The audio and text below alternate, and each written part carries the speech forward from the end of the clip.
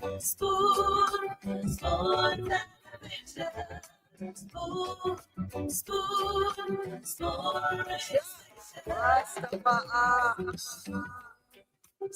gonna tell you what is happening in Liberia. Spoon gonna tell you what is happening in Morovia. Spoon gonna tell you what is happening in Africa. Just to the spoon, you just spoon you and know. The children crying for starvation, just don't just spoon.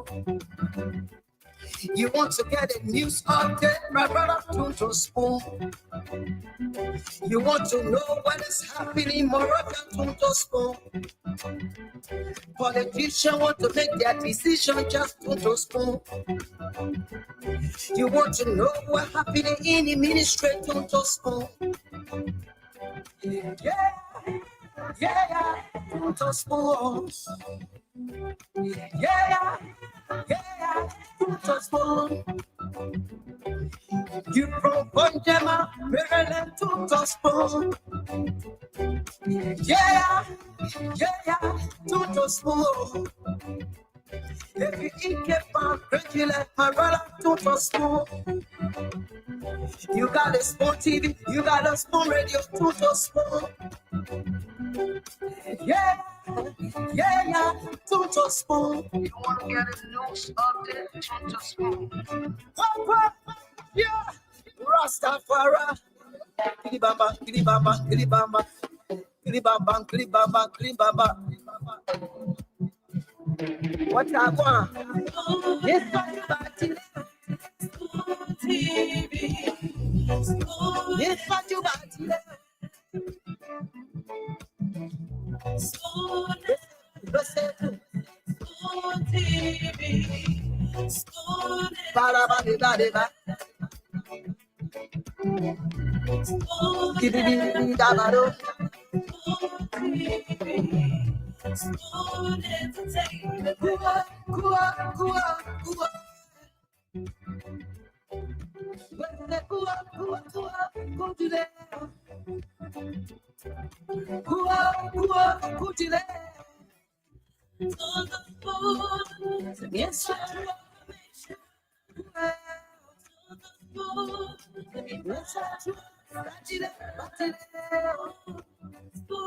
The CEO is down coming with the spoon, and your boy right at the South Bend.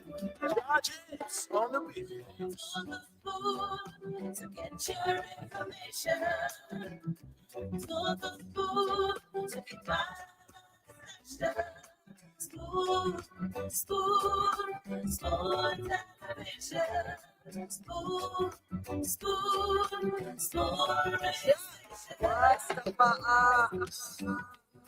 Spoon gonna tell you what is happening in Liberia. Spoon gonna tell you what is happening in Morovia. Spoon gonna tell you what is happening in Africa. Just to the spoon, you just spoon you and know. If the children crying for starvation, just don't just spoon. You want to get a news update, my brother, don't just spoon. You want to know what is happening, Moravia, don't just spoon. Politicians want to make their decision, just don't just spoon. You want to know what happening in the ministry, don't just spoon. Yeah, don't just spoon. Yeah, don't just spoon. You from Bonjama, Maryland, don't just spoon. Yeah, don't just spoon. If you eat get found, crazy like my brother, don't just spoon. You got a spoon TV, you got a spoon radio, don't just spoon. Yeah, don't just spoon. You want to get a news update, don't just spoon.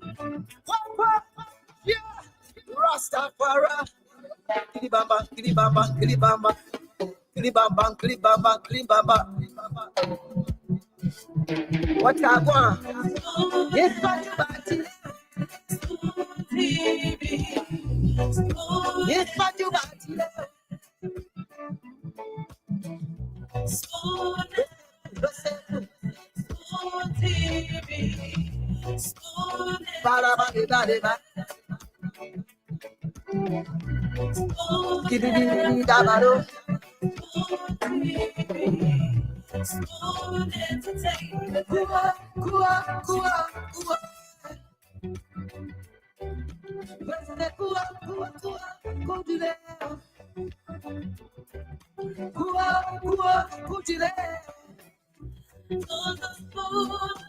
yes,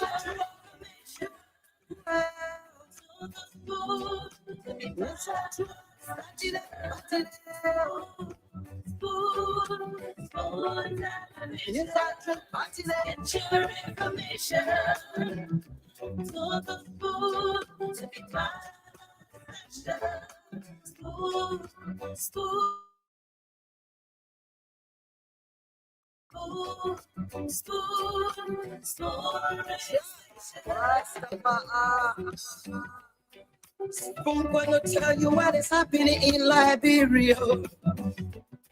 Spoon gonna tell you what is happening in Morovia. Spoon gonna tell you what is happening in Africa.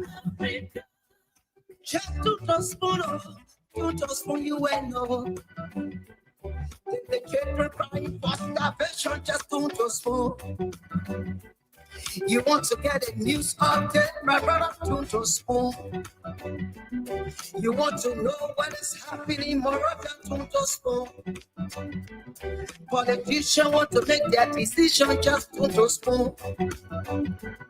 You want to know what's happening in the ministry, don't just spoon. Yeah, don't just spoon. Yeah, don't just spoon. You from Bonjama, Maryland, don't just spoon. Yeah, don't just spoon. If you eat keep on regular, my brother, don't just spoon. You got a spoon TV, you got a spoon radio, don't just spoon. Yeah, don't just spoon. You want to get a news update, don't just spoon. What? Yeah, Rastafari. Kilibamba, kilibamba, kilibamba. Kilibamba, kilibamba, kilibamba. What I want? Yes, Okay, folks, I'd like to welcome you. Thanks for joining us tonight. We're here. Another edition of the program, the Late Night Show, the Late Night Politics on Spoon. We're live across the Spoon Network, Spoon FM 107.5. We're live on Fabric Radio 101.1. Thanks to our partner radio stations. We always relay the program. And of course, thanks to the many of you who join us by means of the social media on Spoon TV on Facebook, on YouTube, Spoon Talk Live. We appreciate you. And our sincere apologies that we are not streaming the program live on Fabric TV or Super TV tonight due to some technical issues. But we're here tonight to make sure we can bring you another edition of the Late Night Show. So thanks to all of you for joining us tonight. My name is Nelson Collier. Thanks to our folks across the country in Nimba, in Bond County, in Maryland, in Sino County, in Margibi, across the 15 counties of the country listening to us. We appreciate you. Thanks to all of you joining us across the world. Some of you sharing the program on your different social media handles, or you just watching or listening. We appreciate you as well. Let's hope we can have a great show. A lot to talk about tonight. as we bring you You another edition of the Late Night Show. tune to spoon. We're gonna bring you the updates, bring you up to speed with some of the happenings across the country. But what's happening here? Let's go to the comment section and recognize a few of you. I see Eric McGill here tonight. Eric says, you're joining us from Atlanta, Georgia. You're live tonight. You're watching live. Thank you for joining us, Eric McGill. Thanks a lot for coming on. G Prince Jacobs is joining us from Margibi, Kakata, Margibi County. That's where you're joining us from tonight. We appreciate you for joining us tonight. I see Claricuzo. Hope I got it right. Green is joining us tonight. Thank you for coming on from New York. I see Sunday Tube is here as well. You're joining us. You didn't say where you're watching from, but we appreciate you for coming on tonight. I see Moses Momolu is joining in as well. Moses Momolu, thank you for joining us tonight. And to all of you joining the program, kindly share the show as you join us. It doesn't matter where you're joining in from. We ask you to share the show across your social media handles, in your different group chats. Let's hope we can have a great conversation here tonight as we talk Liberia, as we discuss the issues, provide you the updates, bring you the analysis, and afford you the opportunity to have a say on the national discourse. Thank you for joining us tonight. Let me move on now quickly to bring you some of the updates. What are the issues in the country? What's happening across Liberia? I guess a lot of you want to know. But again, let me welcome you and just keep sharing the show as you join in tonight. Benson Mason joining us from Texas. Thank you for coming on as well. And I want to say we appreciate all of you joining in tonight. Thanks for coming on. Well, there's a lot happening across the country. Today happens to be Friday. Um, Based on our time zone, it's not just Friday, but now it's Saturday in Monrovia because it's already past 12 a.m. And with the time at 1:15 a.m., I want to welcome all of you tonight to this edition of the program. Let me say thanks to you for joining in as we um, provide you the updates. Let's bring you some of the happenings. What's going on across Liberia? Well, um, as most of you are aware, we're gearing up for the second session of the 55th legislature. So the first session just ended. The second session, the lawmakers went for the break. They came back. In fact, they're returning on Monday for the second session. And legislative businesses will commence.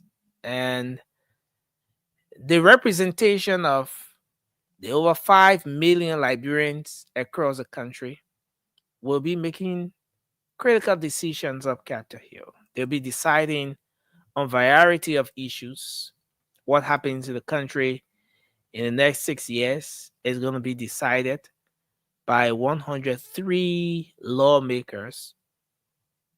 And so that's something that the country itself is gearing up for. That's something that everyone is preparing for. And interestingly, when the lawmakers make a comeback, they will usually engage into the different experiences. You know what happened during their stay, or why they were away, what exactly happened. Yeah, sorry. Thank you. Senior media colleague, True Confirming. Yeah, so this is the second um, the second quarter of the second session. Yeah, you're right about that. Um, so we want to welcome all of you tonight. So legislative business will commence, and Liberians will be looking forward to what those lawmakers will be doing. What those lawmakers will be doing. What are the decisions that will be made? And a lot of you have followed keenly. The first quarter was marred by controversies up Capitol Hill. If you made a little bit of tension, and it was that way, and there were different concerns with respect to the legitimacy of the different sides, who was right, who was wrong. There was the court process. There was the investigation about the burning down of the Capitol building, since in fact it happened in December. The first quarter saw the commencement of investigation, the joint security. We saw the coming in of the firefighters, the forensic team, and all of those people coming to the picture. We saw some individuals being named by state security as persons of interest in the burning down of the Capitol building. That entire saga is what unfolded, in the first quarter. And so, with everything that happened, we're about to witness another one. And the interesting thing about what's going to be happening from Monday is that all the lawmakers will be explaining their experiences. I remember there was this experience of the fallen senator, Senator Prince Johnson. That was in 2024 upon their return from the break, and the lawmaker went on to talk about some of the things that happened in the county. The people of Nima County Development Fund, the resources of the county, how the resources were not being managed well, and the concessionaires were taking a lot and not even catering to the people. He spoke on a lot, but something very sensitive the listener that Prince Johnson spoke about was that he will try to make some moves at the legislature. He will try to engage with his colleagues to have them addressing the issue of illicit mining across the country. But for every time he tries to do so, let me bring Moba on. Moba, welcome to the show. It's good to have you on tonight. Thank you. I red Jesse. Is that what? Liverpool, man. I'm a okay. Liverpool. Okay. I'm a Liverpool man. I got it right. So yeah.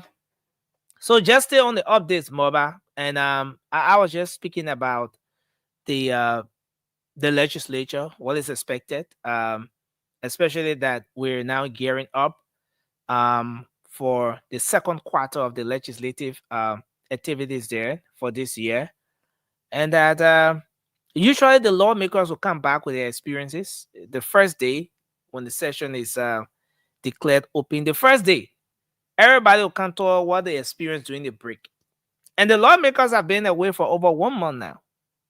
So the last time this particular engagement was held, former Senator Prince Johnson was accusing his colleagues of not helping him to fight or to combat concessionaires in the country who are not giving what is duly for the counties, especially Nima County, because according to him, most of his colleagues lawmakers were involved or are involved in illicit mining. And those were the words of Senator Prince Johnson. And he went on to say that we will not call names, but a lot of you lawmakers, senators, you're involved with illicit mining. And that is the reason why You're not helping me to push the case for the people of Nima County, to push the case for those people who are supposed to be investors or concessionaires to give to the country or to the counties what duly belong to them. And he was concerned about that. But on the flip side, we saw Senator, what's his name? Senator Yahya Nimley. He was bashing the government for what he termed as the failure of the government to combat drugs, illicit drugs, narcotic substance in the country. He thought that the government had not done well and that the government needed to do well to combat drugs in the country. And he thought that the government had failed when it came to the fight against drugs. And so we are about to see that again. Some of the people who did not go to their counties or their districts but went to the US and other places will come back and say the experience was not that good, but we're away. We will keep representing our people, but they'll find something to say. So we are gearing up for that. But at the end of the day, these are the people who represent the 5 million Liberians across the country. And we're going to be hearing from them very soon. Last evening, we made some analysis around what is expected, even with regards to the impasse that's been going at the House of Representatives. And there are more details coming up on that. But while we're discussing it, let's come to where we are.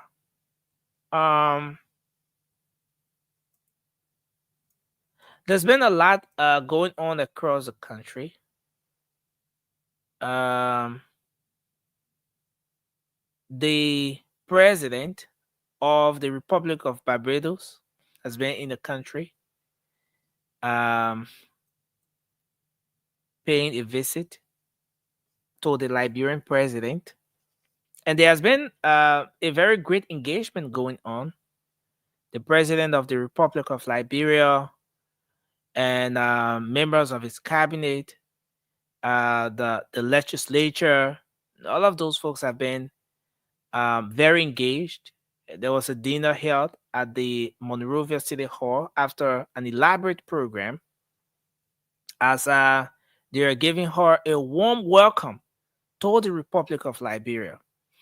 And we and the people from the Republic of Barbados, we shared a common history. There's some similarity with respect to our own historical background, in that those people were free slaves, just as we Liberians were free slaves. And you want to go back to the whole historicity of the slave trade.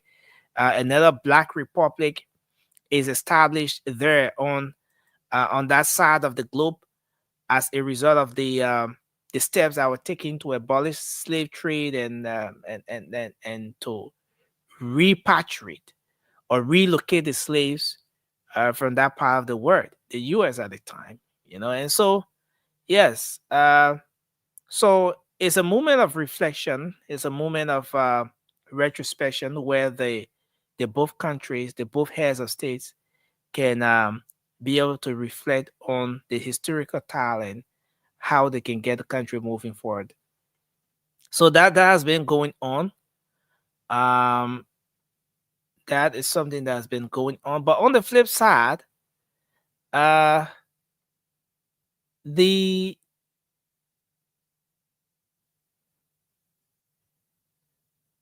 was a recent situation, Moba, I think you followed, with this doctor, this medical practitioner who was established to have had a fake medical credential. But not just that, he was in the business of conducting surgeries, carrying on medical procedures. He was later brought down, and the Medical and Dental Council revoked his license to practice, and legal actions are being taken at the moment, as they were victims of the medical malpractice that he's thought to have carried on. And so this man, according to information, was offering free surgeries. Um, there were a lot of people, so many people, who became victim of his medical malpractice. And so Dr. Peter George was finally caught by the Liberia Medical and Dental Council, and he's being investigated. But the CDC Youth League had a press conference, and we're gonna bring some clips from that particular conference. We're gonna bring some clips from there, but there are some comments they're making with respect to that, and linking top officials of government to this. What is their reliance? Where exactly are they getting the facts from? We're gonna bring more information on that and make some analysis around it as well. And yes, just a lot more going on across the country. We can now move on to do our opening mobile. I'm trying to get some stuff together here. Yeah, no but I problem. think we can move on and do our opening. And then we're gonna get the show started. But welcome to the show, mobile, and welcome to everyone joining us here tonight. Mobile, you want to go ahead, just do your opening while I try to bring No some problem. stuff up. No problem, Nelson. And thank you to our many listeners around the globe. What's on my mind? I was sitting today while going through some of my, sometimes people send me messages and stuff, and stuff to see if I can do some follow or assess some of these things. And then it was confirmed by, I think, District 8 lawmaker, Prince Toad, right? It was not confirmed per se, but he's posted on his page that really got me concerned today about the park. And I was sitting in my corner here thinking, if the park of the Republic of Liberia is for individual or is for the government. Because according to what we are getting, our information, the part of bill with the government funding, it was funded by the government, which of course will be government facility. Meaning while it's running, the money should be paying to government revenue to generate funding. But according to our sources, the identical part we are discussing, the money going to individual in the past regime. And I think if that allegation is true, the government need to take action. Because a lot of times we see these things happening and we just close our ears on it, we close our mouth, we don't want to talk. But I think the government need to be more proactive to see how much they can approach some of these things. Because if you get a government entity that's will be running under the banner or under the knee of the government, an individual running it and putting the money in their pocket, that's corruption, that's stealing, embezzlement. So this government now need to stand and carry out investigation on. And from the time the park was built, how many money have been going to the government revenue from the park? Because people pay to go there. People pay to go play games. It's something that's set up. We agree as a job creation for Liberians, which of course we so excited about it. We applaud the government for that. But if it's under the name of the government, if the government use the government resources to establish or to fix that place for entertainment for Liberians and for revenue to be generated for Liberia and Liberians, and if that fund is not reflecting in the government account, it should be a question. The government need to stand up and carry on their investigation. Because if the government refuse to carry on investigation on those allegations that we hearing out there, and people say the government weak, and myself come out and say, yeah, that's true, the government weak. Because a facility can be for government individual putting money in their pocket from the past regime. And no investigation going on, nothing, and people just sit and look at it. And then the simple can say, this government not doing well.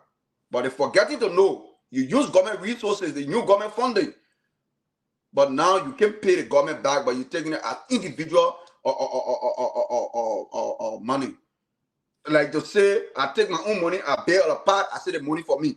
Any money account there for me, it's not for government, which of course are government resources. But every day people will come on the platform, they will not see these things, they will not talk about it. But they only talk about the negative thing about this government. And which of course we're happy, put the government feet to fire. We are excited because when you put the government feet to fire, it will make them to do the right thing. But some of these allegations, they are fake, they are lies. That's why the government needs somebody to debunk some of these lies. But if they say they just leave it, remember, George Weah regime, things happen. And it will flare out throughout. It says yes. We don't sit on it. Based on that, there was no one to debunk those allegations that were against the CDC government. CDC lost election. But United Party people, you guys got to stand. And some of these things people say, y'all got to come out. Y'all got to speak to it. Y'all got to bring evidence to debunk their claims. All we can say, we all want a better Liberia. We all want the best thing for Liberia. We all want for Liberia to be like Botswana. We want for Liberia to be Rwanda. That was just names then. But it cannot be with the amount of corruption, amount of things that are going on. Our government need to stand up.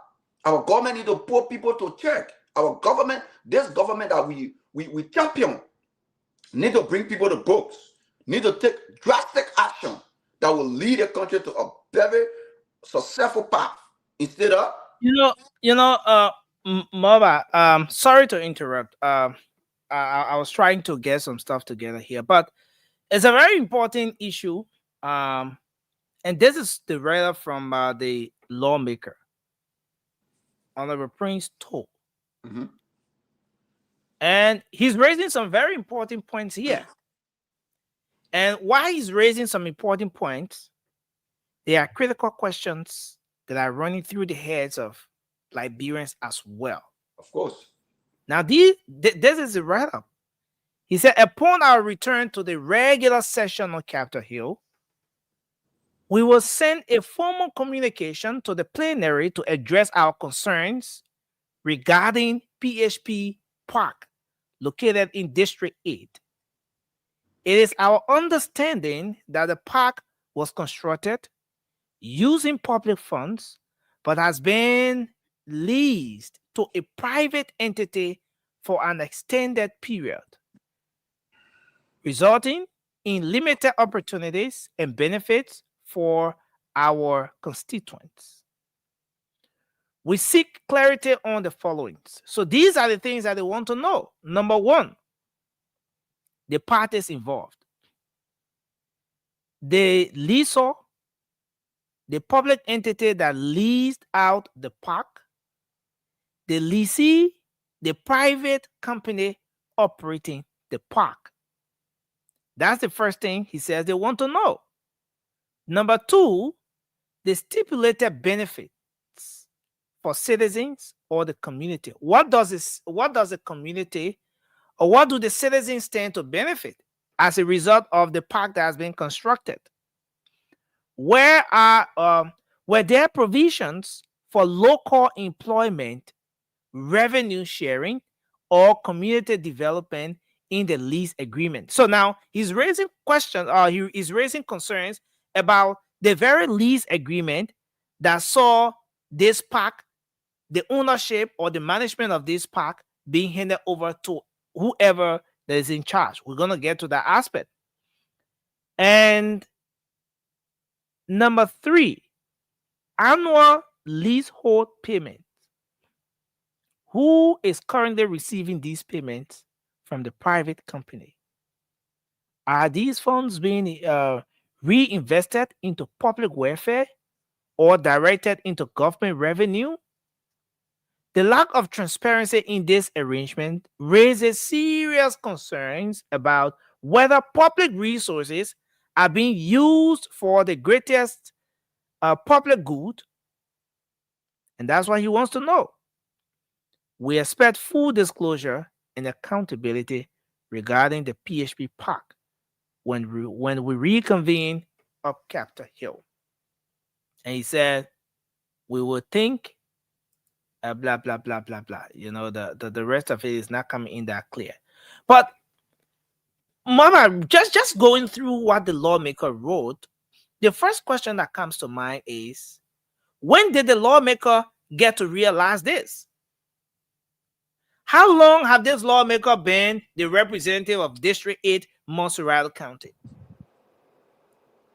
The concerns he's raising now, he's talking about where's the money going? How was the lease agreement? You know, all of those different issues.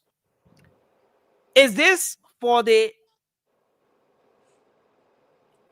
geared towards actually uncovering what's transpiring with the PHP Park?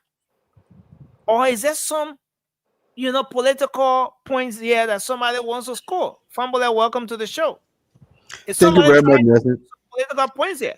Sandy, welcome to the show as well. Is somebody trying to score some political points here, guys? Now, the points he's raising, as good as everything may seem on the paper here, I think we have to go beyond what's written here. This is the representative of District 8. He took over he defeated Representative Moses Akara's grave, 12-year lawmaker. He defeated him with a narrow margin. But now he's raising all these concerns. And interesting thing is that the very PHP Park he's talking about falls within his district. District number 8, Montserrat County. Does it fall within the purview of the lawmaker to want to know all these things? Now, first thing is that this particular park is being managed by, let me take it down a bit. It's being managed by a company called the Green Park Management. Green Park Management, still to be corrected. Green Park Management. That's the name of the group that's managing this facility. And Yes, the last, can I ask you a question? 30 seconds.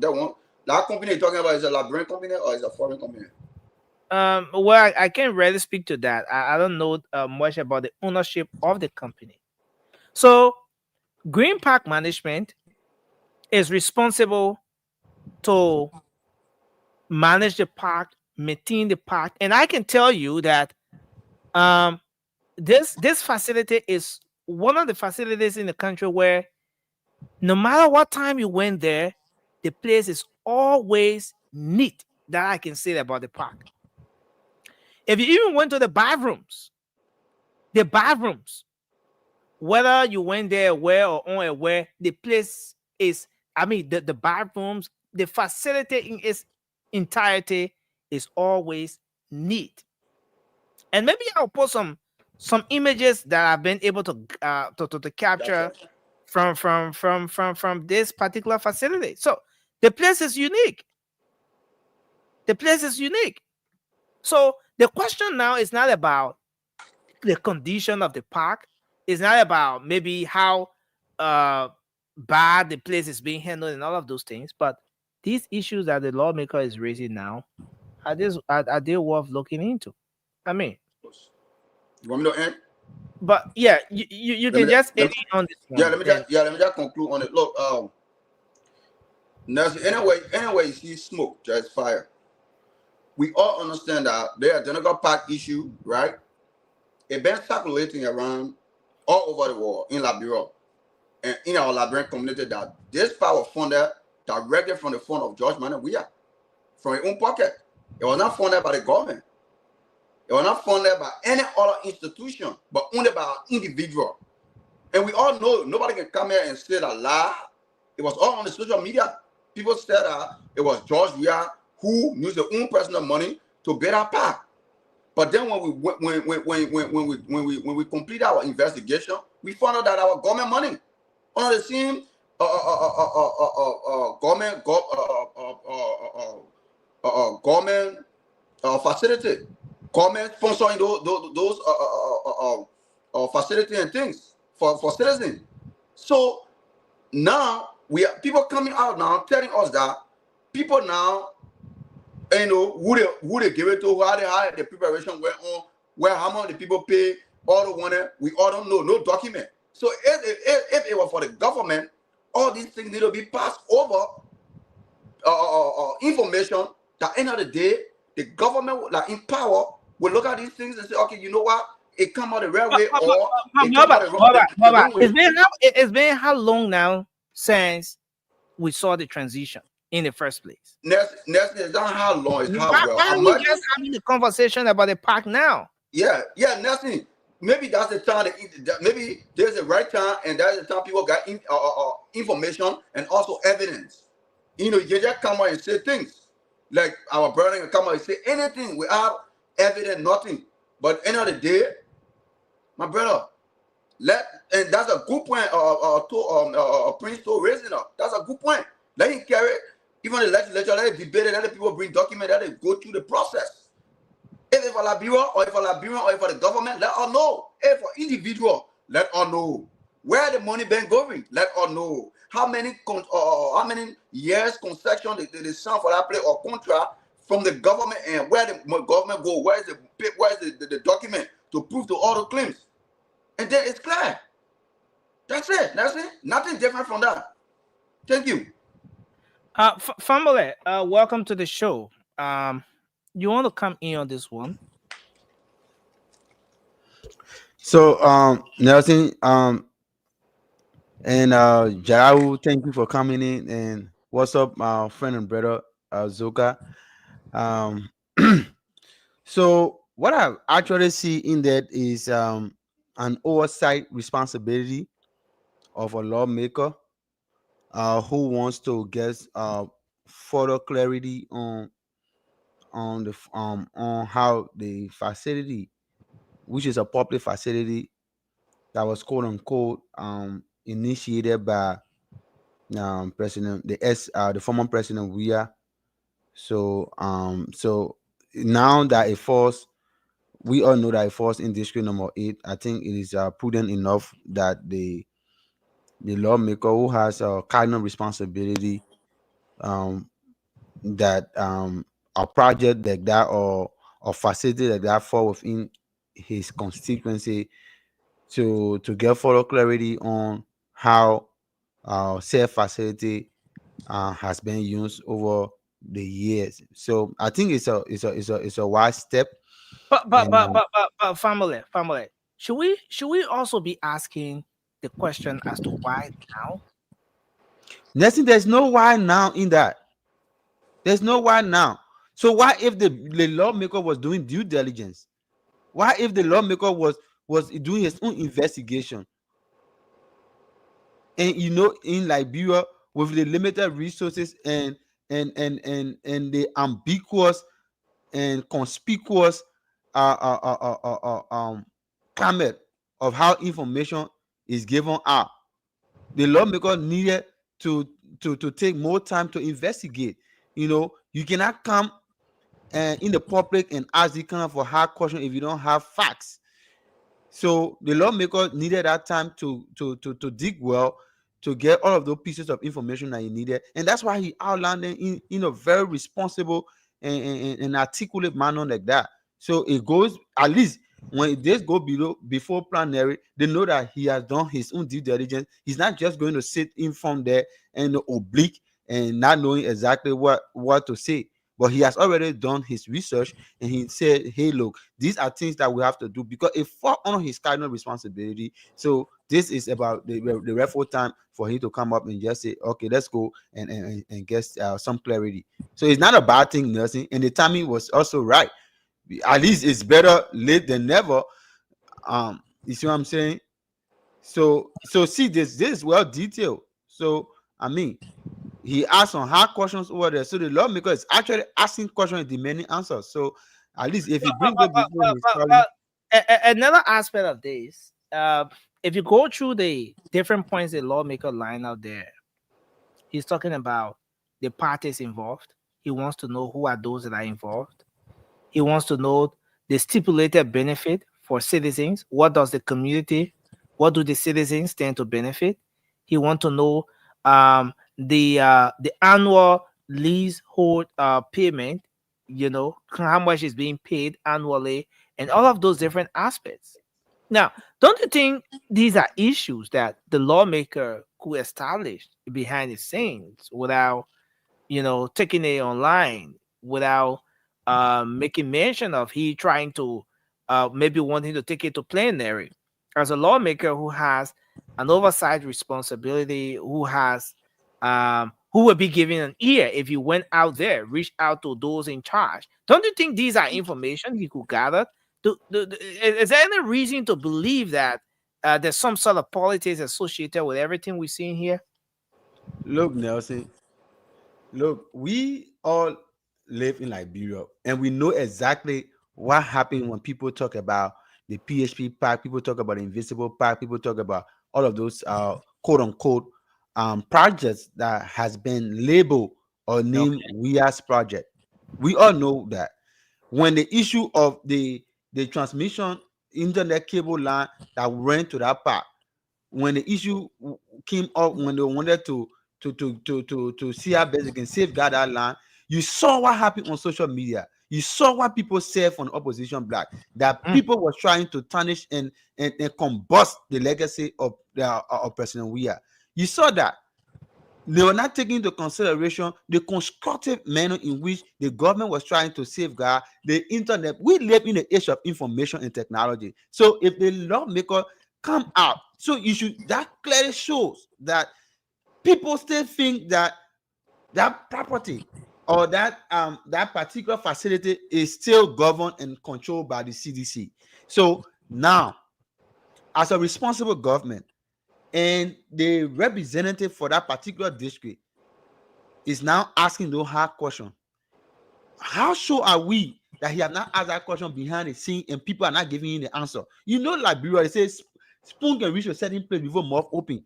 So maybe he's going to get those answers. If he bring that to his colleagues, he say, gentlemen, this is what happened, because that's what plenary is for, to bring issue up so people can look into it. So if they look into it and they see that this those questions that he's raising is relevant, they're going to invite the regulatory authority to come and answer some questions. That's what primary is for. So I don't think it is wrong.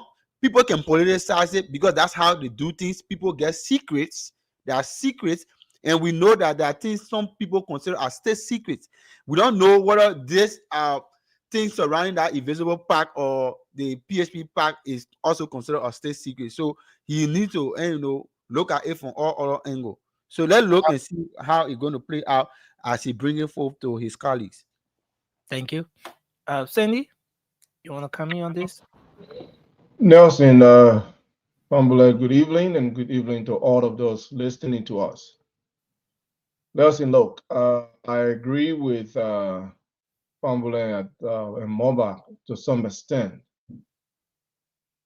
There is no time frame to investigating the activities of the park. There's no time frame to that. The legislator in question first has been established that he is a new legislator. So he started his work 2024. So he is less than 2 years into his tenure. Second, this particular part is in his district. So he has the oversight responsibility to that park, and everything else fall within his district. So having established those facts, then we can agree that there's nothing wrong with him drawing some attention to the park. That is a government property. Whether it was built using President Weah's own money, which I doubt, or whether it was built using the government money, which I believe that is a government property. It must be operated. It must benefit the people. It must be operated by the government, or if it's being operated by a private company, the government must have some oversight on it. And the money's being made there must benefit the people, especially those in that district. This park, let's also give President we are very big credit on this one. I've been to this park. It is a beautiful project, really beautiful project.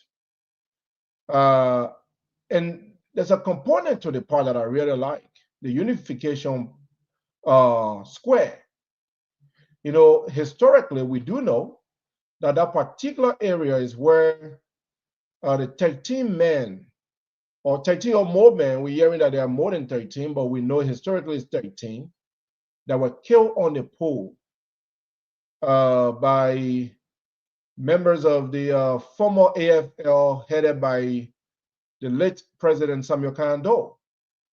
So that unification square signifies unity and also set as a memorial ground for those men whose lives were taken on that unfortunate day. So it's a beautiful place. It must be held to a very high standard. Now, here is my problem with our lawmakers and other government officials in the country, Nelson. They make they foretell things that they want to do. You don't announce something like this. When we come back to section, I'm going to make sure we do this. Come to section, surprise the Liberian people. Don't pre-energize us. Surprise us. Come to section. Before we can hear it, one morning we wake up and say, oh, the representative of district number 8 has put on the floor, some letter or wrote in the plenary to investigate the PHP Park.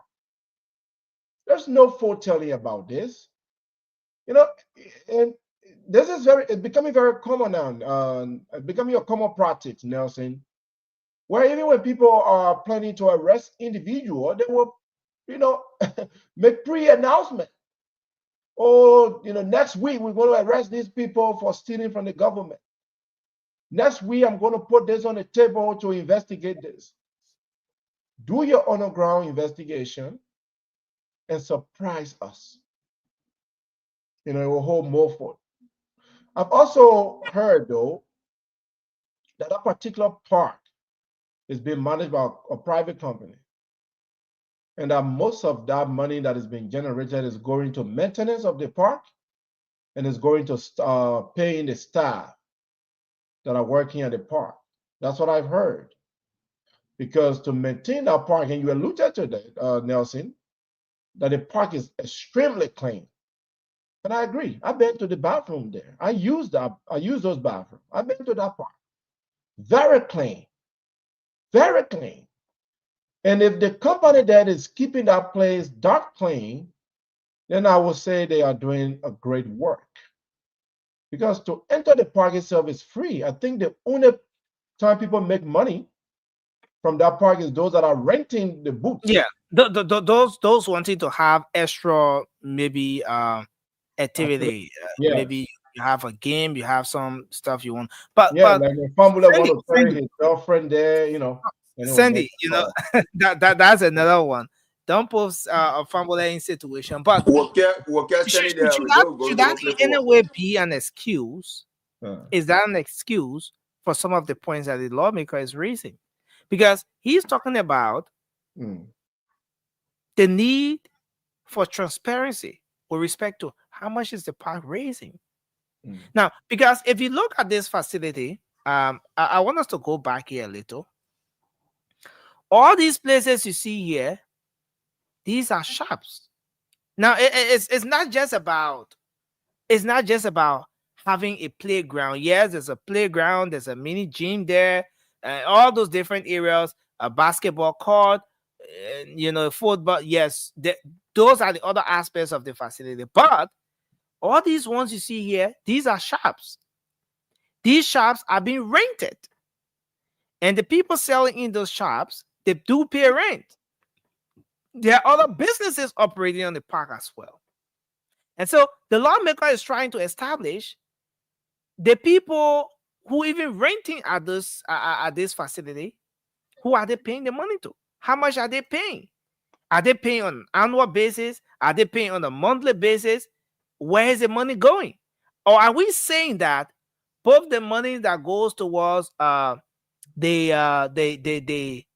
renting of the shop, the ones people pay when you want to have a special event, do they all go towards the maintenance of the facility? I mean, these are other questions that are coming up as well, Cindy. Well, Nelson, I welcome the investigation. I welcome the investigation. We need to know how much is being paid, and what is the percentage that goes back to the government. Mm-hmm. Yeah, I mean, it's worth discussing. So I'm not questioning the fact that he want to investigate this. I think he should. What I try to establish is what I know, what I heard. I am not indicating here by any means that the government is not receiving anything. That's not what I'm trying to say. I heard that the plate is being heavily maintained, and most of the funding goes to paying the staff. And mostly the staffs are being hired by the private organization that is managing the park. And then some of that is going to maintenance. I'm also just stating the fact that the plate is extremely clean, at least when I was there last year.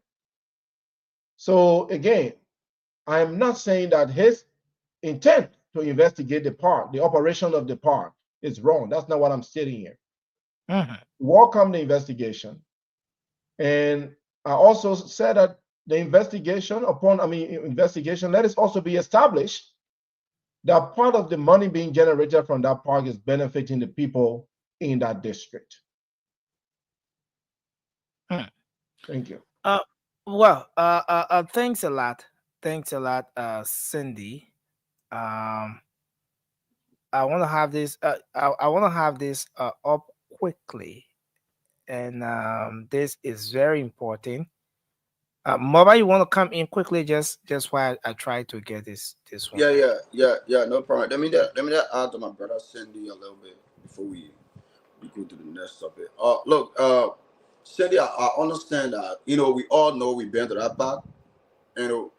Like majority of us from the diaspora, when we go like bro, the first, second place we go is to the park to see how beautiful it is, and it is true.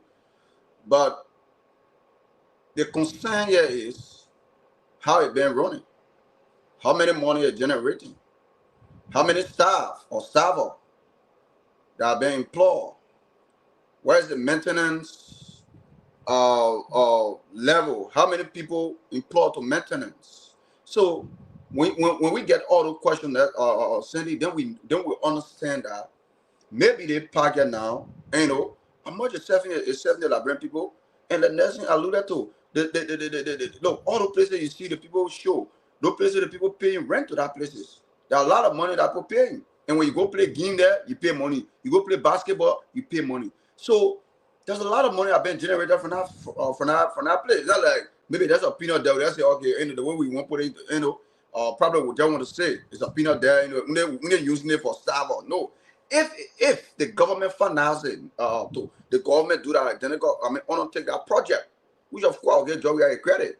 He did well. But if the government do it, right? If the government complete that entire place, the government need to know whether they go to private company, let it get there, they bring a document and show it that okay, private company taking care of it, and this is a contract. How many years contract? We renew the contract. How many years? Or why? How many funding will be?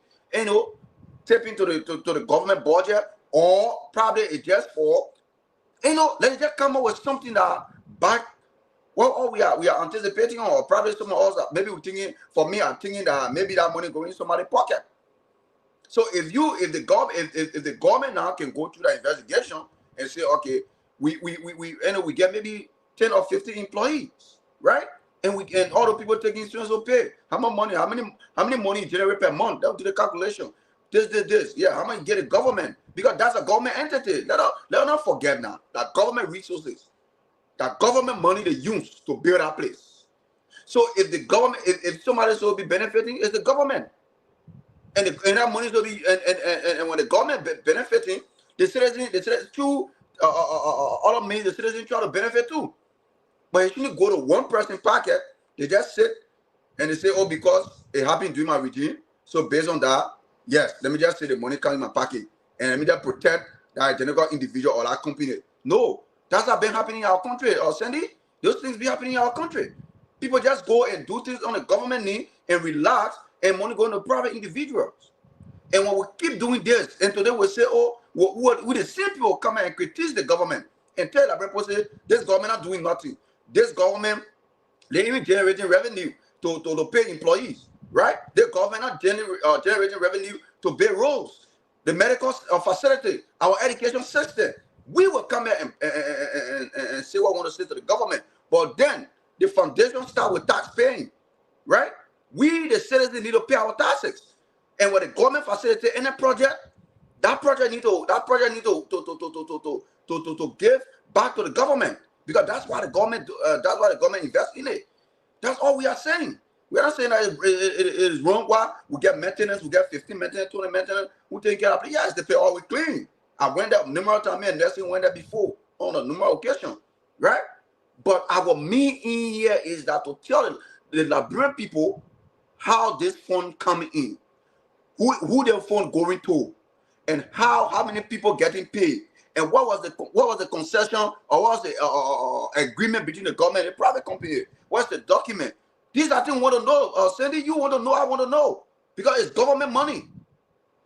It's government money, my brother.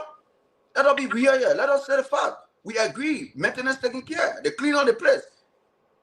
Ain't no the place clean. We agree, but we want to know, because that government facilitated that entire park, my brother. You know that.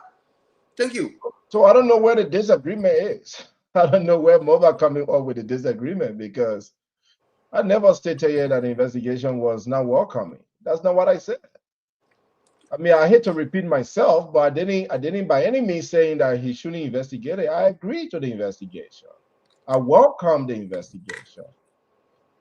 I only mentioned maintenance based on what I heard. But I welcome the investigation. We want to know what is happening at the park, how much is being raised, and what that money is being used for. I want to know that. So, Mobat, I don't know why you're going around, but I did not disagree with you. I did not oppose the investigation at all. All right. Nothing. Yeah, so guys, okay, so I think I will just get this up like that. I'm trying to What did we call? Did we call it? get the video up, Okay. but it's a bit difficult based on everything I have to do here. Um, but I want us to take a look at this. Okay, so I think this is me. So very shortly, but I want us to take a look at this. Representative Marvin Cole addressed a communication to his colleagues. This time around, not to his colleagues at the legislature, but at the executive branch of government. Now, before this communication, there was one famous engagement that circulated across the different social media handles, where a lawmaker was seen engaging with foreign nationals who were carrying on illicit mining activities in the country. Now, that was in Bowman County, but this time around, we're talking about Bone County. So the lawmaker addressed this communication to the Ministry of Mines and Energy. And I just want to read briefly what the lawmaker is saying here. Um, he's saying, so the communication is addressed to the Minister of Mines and Energy and all of that.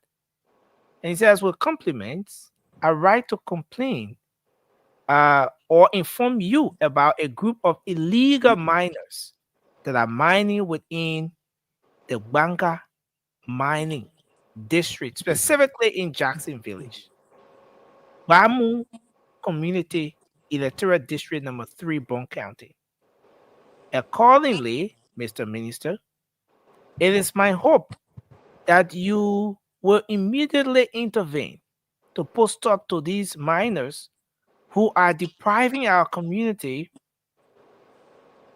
the Republic of Liberia, the Republic of Liberia, of its just revenue. These revenues could have been seriously contributing factors, serious contributing factors to our already broken economy. So now he's calling on the Minister of Mines and Energy to make some intervention with respect to an illicit mining activity in this part of the country. Now, but beyond this, there have already been other cases. The one with the lawmaker from Bomi County engaging with a group of Chinese who took their machines and just went into the bushes, opened the forest, and started to mine. Now, the big question remains, how do we get at this point? How do we get to the place where a group of people will decide and move into the bushes, move into the different areas, and just start to mine? Is this a weakness on our part as a country, as a people, as a government? Or is it something that's happening because of even the laws we have on the book? Or is this happening because some of us, the very citizens, aid these kinds of activities? I mean, where do we start from if we were to engage this particular issue head on? Where exactly do we start from? Let's start with you, Fambole, and then we're going to go around on this one. I have this video ready now. We're going to bring it up shortly. But go ahead, Fambole. Let's hear you. Terrell, welcome to the show. Look, Nelson, I believe in the ingenuity of the current Minister for Lands and Mines. You know, the Honorable Minister, Women pay. honor, yeah, the Honorable Minister Waymon Pay understand the duty and responsibility of that ministry. So there has been a lot of positive news coming out from so many critics, people who once criticized this government, but recently went on to the ministry and have a license, have their license and other things. So there's a lot of good things happening out of that ministry. So we know that there are so many people who always want to circumvent the laws. People who want to, criminally accumulate ill-gotten wealth at the detriment of the state.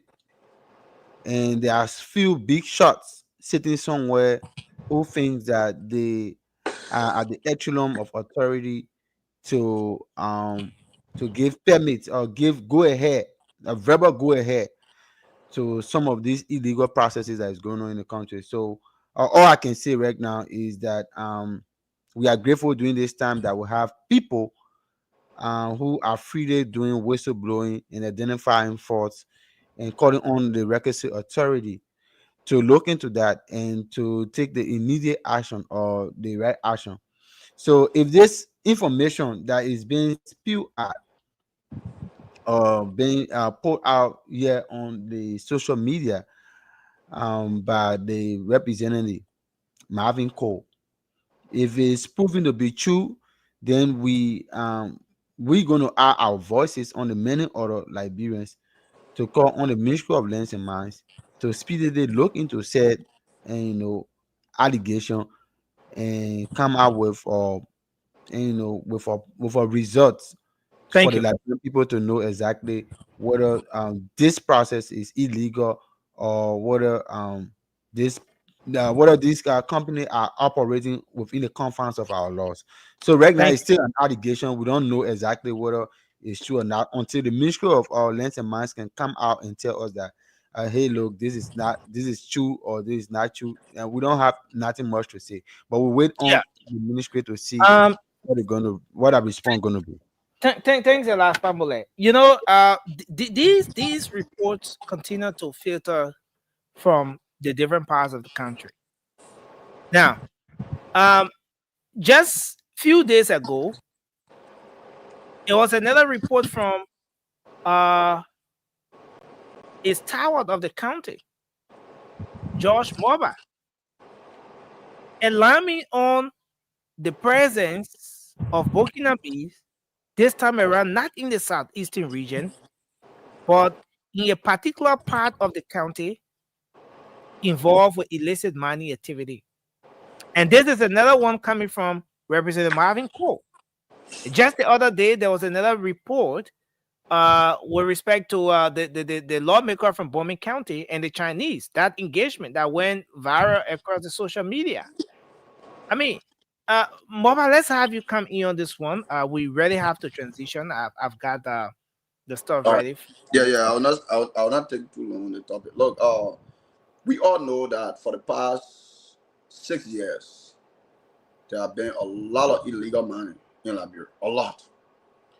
Even now, we agree that Roman Pay is doing well, but I think he need to do much more to secure and to help every county because there have been a lot of complaints and there have been nothing, like nothing, when a complaint come on the table and people just talking end of the day, going fly, nothing happens.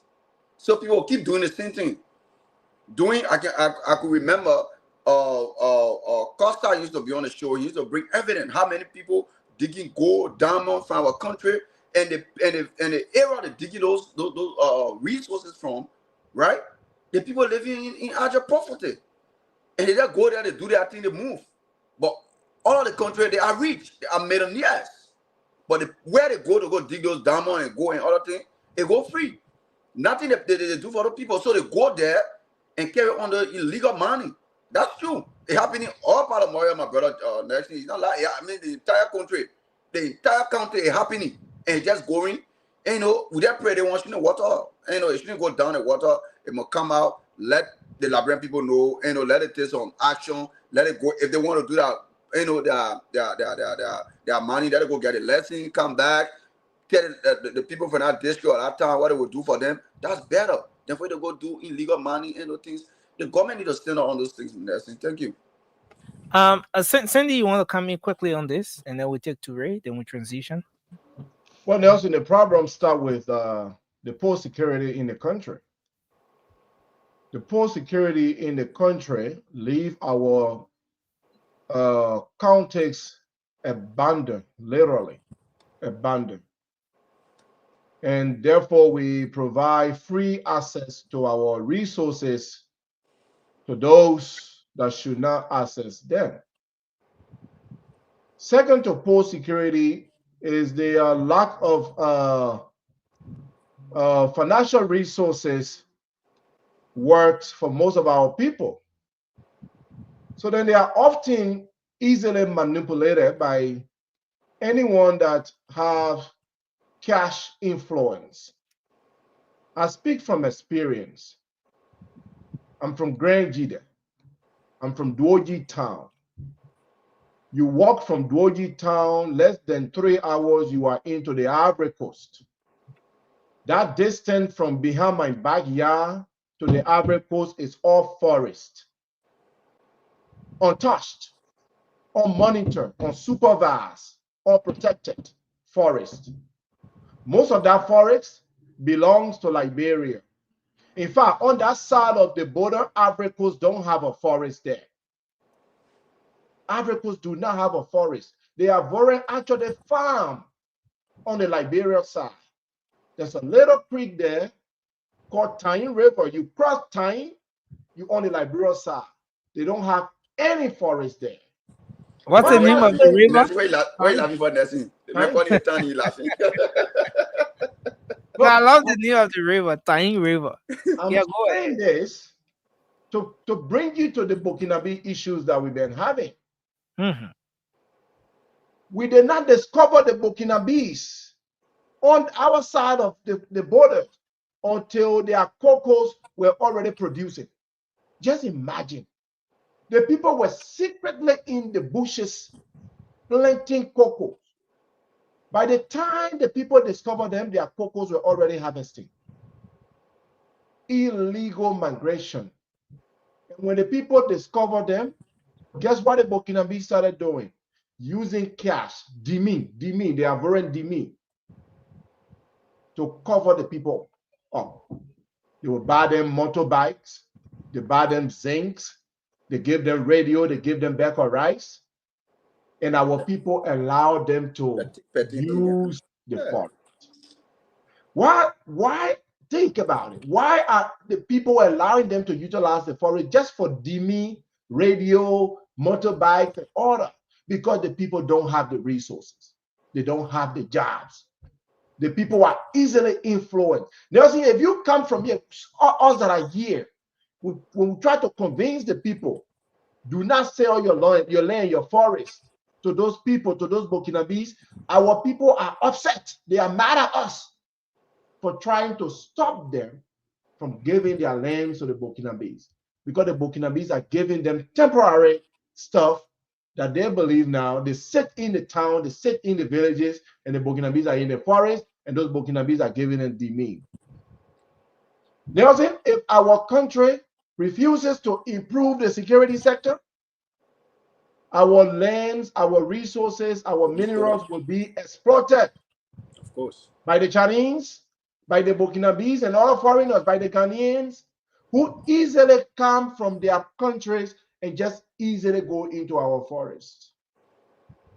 When President Weah went to Grand Jide, shortly, I'm going to end on this. When he went to Grand Jide during the campaign, our people flagged the issue of Burkinabe, that the Burkinabe had taken over the county. Quote, President Weah says, and I quote, "They are West Africans, allow them to come in." Yeah. They are ECOWAS, allow them to come in. Interestingly, Burkina Faso is no longer part of the ECOWAS region. What? And the people have been coming illegally. Even when you are an ECOWAS member, you have to come into the country legally. And when you even enter a country legally, you do not just go into their forest to start mining or start using the forest. I would not just get out of here and go to Burkinabe or Burkina Faso because I'm an ECOWAS member. Then I start to go into their forest and start, doing anything I want to do. That can never happen. I would not go to Nigeria, Ghana, or any part of West Africa and just start to utilize their forests. That would not happen. But President Weah said because they are West Africans, we should allow them. Thank you, Cindy. Let's take Toure on this one. Toure, you want to come in? Let's just transition from you. You see my brother Toure guy Google on your face on that. The concerns about the illicit mining that lawmakers are raising. And I have a clip from Senator Johnson. Hopefully, we're going to play it tomorrow or so. What he had to say about this particular issue. But go ahead, Toure. Well, Nelson, thank you so very much to my fellow panelists, Mobile, Family, Sandy, what's up, bro? And to our viewers, obviously, good evening to you guys. Nelson, let me tell you, there is something that when someone asks you, what do you have as a legacy? Well, it's the land that your ancestor left for you. And you have to protect that. Because that's something you gain from, it was given to you through your father, and your father inherited through what? His father. And you know what I mean? So it is our responsibility to protect that land, to protect that property. And there is something also known as territorial integrity. You know what I mean? Are we doing enough? Is the government doing enough to protect that? This is not a Joseph Boakai thing, right? But the old man can do something about it, though, right? But let's see, even us as citizens, where's the pride? Why would you allow another foreigner to just? I mean, we're not saying you can't come in the country, you can come visit. I mean, you can come on a tourist, exhibition, if you will, but to just come and grab wheelbarrow and just go down into the forest, I don't think that's possible in other country.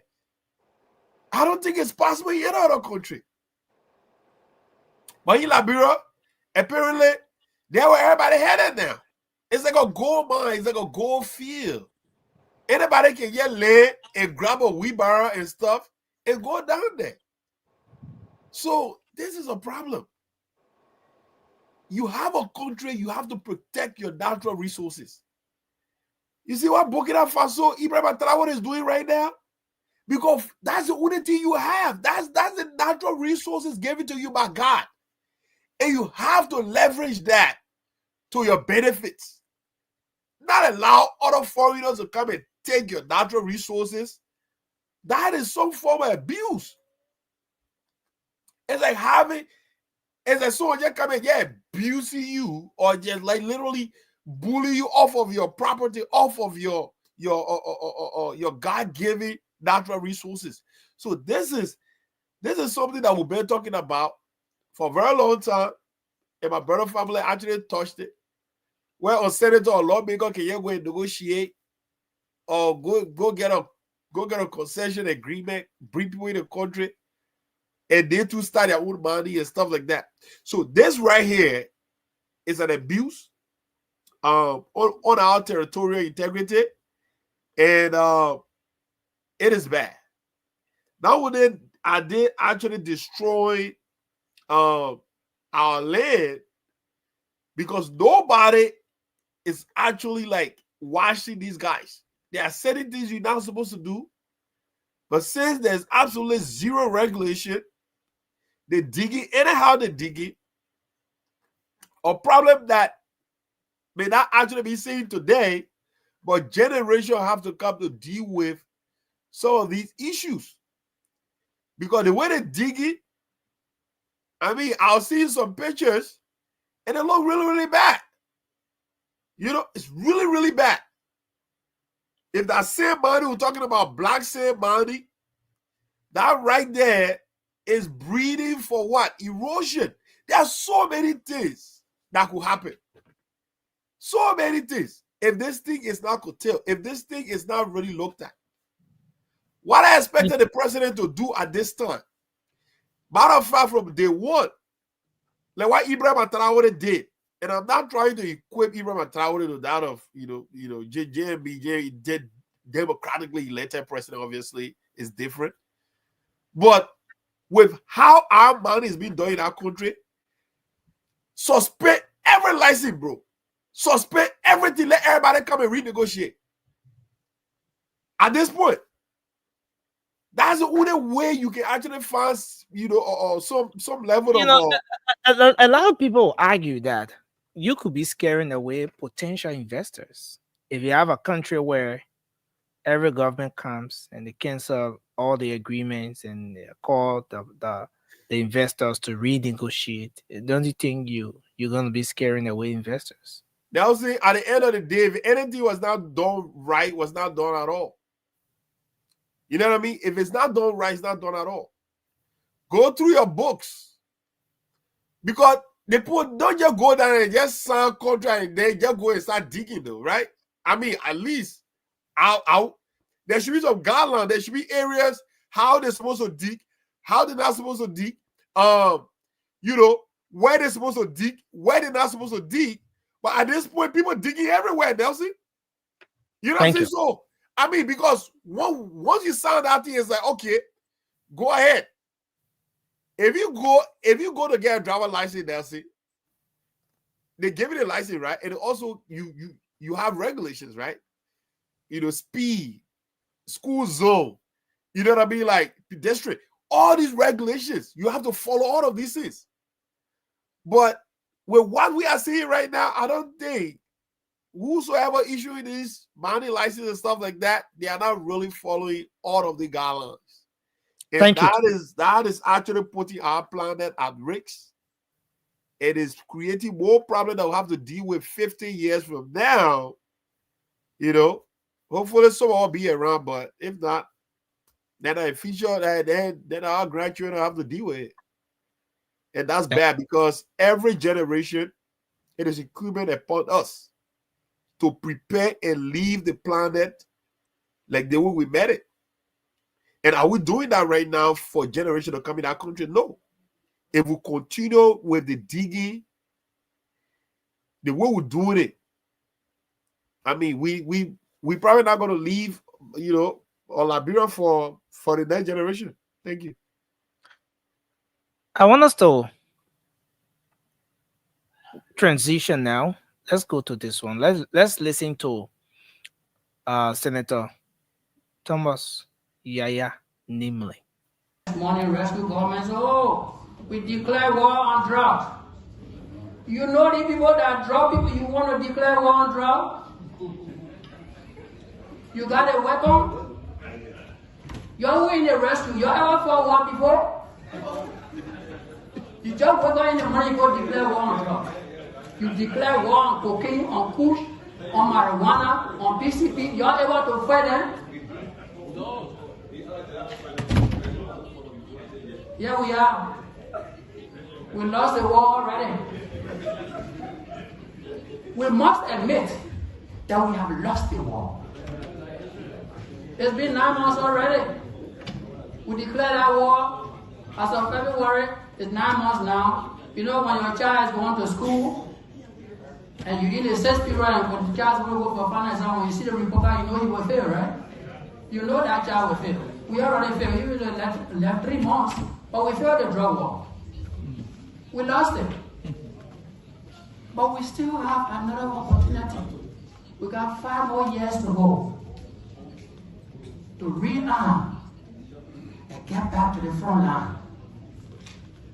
Kush, marijuana, crack, cocaine, PCP, heroin.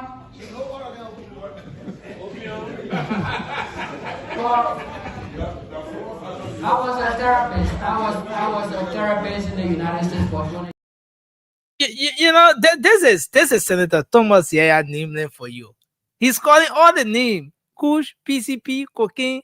You know, this is Cindy's favorite senator. You know, that's another discussion for another day. But Cindy's political godfather is speaking to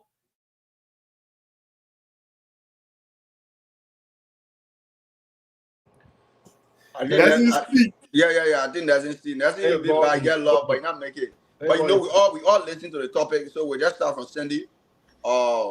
Drugs.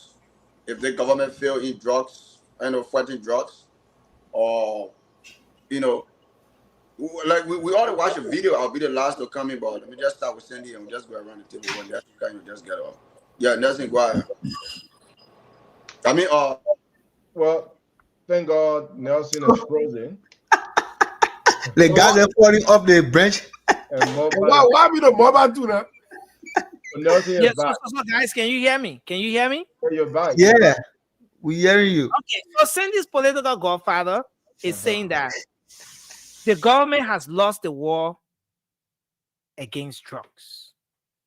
He thinks that giving everything the government promised and comparing it to where we are now, the government has lost the war against drugs. Is it?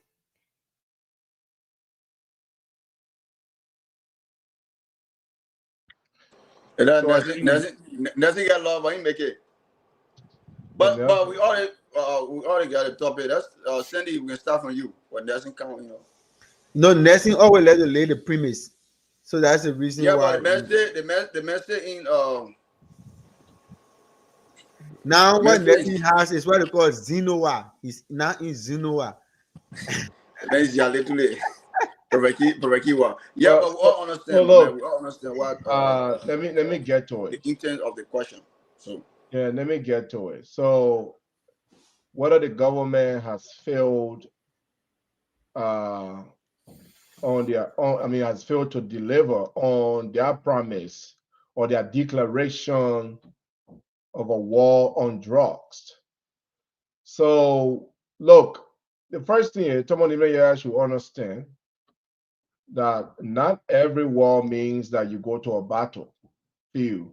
That's not, war is not defined that way. Not when they say war on drugs, it doesn't mean that folks must first be on a battlefield. So maybe he was just joking, but we must clarify that because we are on a public platform here. But what it means, though, is that the government has planned, or they told the Liberian people that they have planned to launch a major organized campaign to reduce or to eliminate illegal drugs use, to eliminate or reduce drug trafficking and the production of drugs. That was what they promised us. So if really that's what the promise is, then we should be asking, has the government delivered on that promise? Has the government produce the kind of result that we will want to see? Do we have tougher laws and penalties in place for drug-related offenses? I think we have the laws. Under President Weah, we saw that drugs cases become unbearable. Even though we saw that Musa Belete's son was bailed out of prison. But we have the laws. Are we implementing those laws? That's another thing. In order to enforce the laws, we must see an increase in law enforcement activities, that will include arrest and surveillance on drugs. Have we seen increase in law enforcement activities relating to drugs in the country? I would say we have failed in that area. The DEA is not equipped. The DEA is not strongly supported. The DEA is struggling. So in that area, we really have not increased security activities or law enforcement activities to tackle drug problem in the country. What about our borders? Have we strengthened the border? We just talk about border activities. Related activities, right? We just talk about the Burkinabes and other foreigners entering our countries. Who knows what those people are bringing to Liberia? Are they bringing drugs? Are they bringing weapons? We don't know. Our borders are weak. Have we seen any measures put in place to strengthen the borders? I don't think so. Are we doing public education campaigns? I've seen a little bit of that, but it's very limited. So all in all, the war on drugs, I agree with Senator Tomo Nimoyaya that the government of President Boakai, although made this a major part of their platform or campaign, we are yet to see major progress. We've seen a couple of people that have been arrested and sent to jail, but our streets are still flooded with drugs. Our young men and women are still consuming drugs on a daily basis. Ghettos are still on an increase. Liberians, our fellow Liberians are still dealing with drugs-related problems. We see minimal rehabilitation progress being made. So the government got to do a lot more to fight this drug issue. I am not saying it's going to be easy. America declared war on drugs many years ago, 1971, by President Richard Nixon. America is still fighting drugs. So it's not an easy task, but it's a task that is doable. And the government will put in strong measure to ensure that our people have some relief from drugs use. Thank you. Thank you, thank you, Sandy. Thank you, Formula.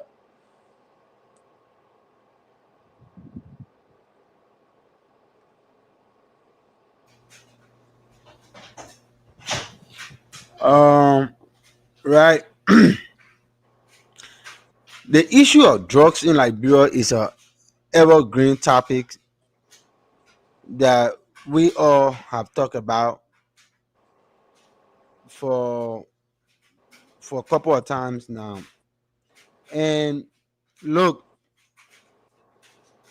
I wanted to some extent disagree a little bit with the senator that we feel on the fight against drugs.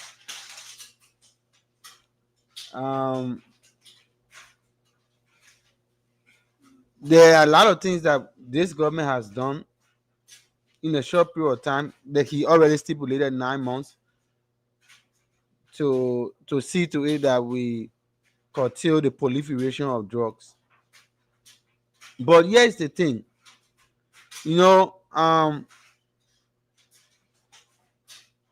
the institutions that have been charged with the responsibility to ensure that the spread of drugs and the rehabilitation of many of the folks that are involved in the inhalation of these harmful substances,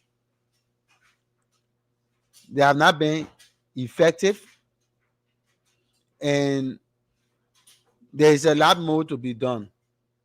But this government has tried. We have imprisoned people, especially some high level and drug law were arrested and placed behind bars. And yeah, there's a lot more to be done, but all hope is not lost, because like he said, 9 months, we just gave them breath. The baby is still in the embryonic stage, still in the infant stage, so it's still young, so we can nurture it. There's so many things we can do now, and all we can do now is to encourage the government to strengthen the arms of those institutions. You see, the fighting of drugs is not only about stopping the substances from being distributed, but you still have people who have suffered from the abuse of these substances. And this is an addiction. The process of withdrawal is even more dangerous than the process of taking it. We are now looking at the rotting of the feet of many of the young men that are all over in the street. We have seen so many gangrenes, so many necrosis. People who associated with science know that. You see men walking on the street with their leg inflamed, like elephantiasis, like being bitten by the Wuchewira brand coffee, being infested by those filarial worms. And because of their poor sanitary condition, because they have been subjected to those poor sanitary and unhygienic livelihood, and correlated with the abuse of the substances. Break it down for Mom Mata Small. Please break it down. Yeah, they are confusing the old man to them, man. Okay. Conclude, my man. All right. My water, let me bring it down small. Say my senior brothers, I'm gonna bring it down. They just issue in our country that everybody business, yeah. Because they think here now, before that, what I know, there was this community engagement, this community mobilization. There were so many, local organizations that are going to school level. They're even having drama team, and telling people about the effects of the drugs. If you take the drugs, that anything happened to you, how your family will distance herself from you, how there was juvenile delinquency where your friend will say, oh my man, your peers will tell you, say, oh my man, saying you involved in anything here will not be associated with you. You distance yourself from there. All the things that happen psychologically, it affects people and people break down. So we saying that this government needs to do more. We are not saying that they are not doing more. They have tried. There were people who were in the authority. We saw the president took decision, took them out because we heard about what they were doing. They were going there, busting just cartel, but they were going behind the hand and taking money from other people, and yet still these things just were still in circulation, and the people were still abusing the just. So Thank you. we are backing the government. We know that there is a lot more you can do. Empower some of those private institutions. We know that they don't have one rehab center. We have other people who have rehab center. Empower them. If it costs for you to subsidize them, help them with the necessary equipment. If we don't have government-owned institution to do the detoxing of these people, to get it just out of the system, because to manage those kind of a condition, you need trained people already. We need people to be trained, and Thank you. we need trained Yeah. therapists to also able to talk to the people and tell them, say, this substance that you're taking is not good for you, and the best way for you to not go back to the reoccurrence or going back to taking that same drug is to do certain things and get them empowered in other ways to distract them from taking the drugs. But this is a community fight. This is not only on government. Every household in Liberia, one way or the other, you. is associated, is affected by drugs. So let all of us take this fight as a national fight and not just be it on government. Thank you. Thank you. Dre. Yeah. So look, at the end of the day, we can talk about fight on drugs, blah blah blah. It's like talking about George Bush saying no child left behind. Well, to just quote Mr. Al Sharpton, he said, yeah, it was good and well that you come in with a provision that says no child left behind, but you're leaving the money behind. So we can talk about, war on drugs. It's a fancy, nomenclature, if you will. But do we have the resources to back up what we're talking about? Do we have the infrastructure to fight that war? You know what I'm saying? Because if you say you're going to raise, a war on drugs, then I expect at least let's try building some massive rehab center around town. You know what I'm saying? Let's try constructing some of these things. Then from that point we'll know that you're serious. You see the gentleman in a place here, how do you call that place, man? Where Donald Trump sending people, Donald Trump sending people also, how do you call this South American country?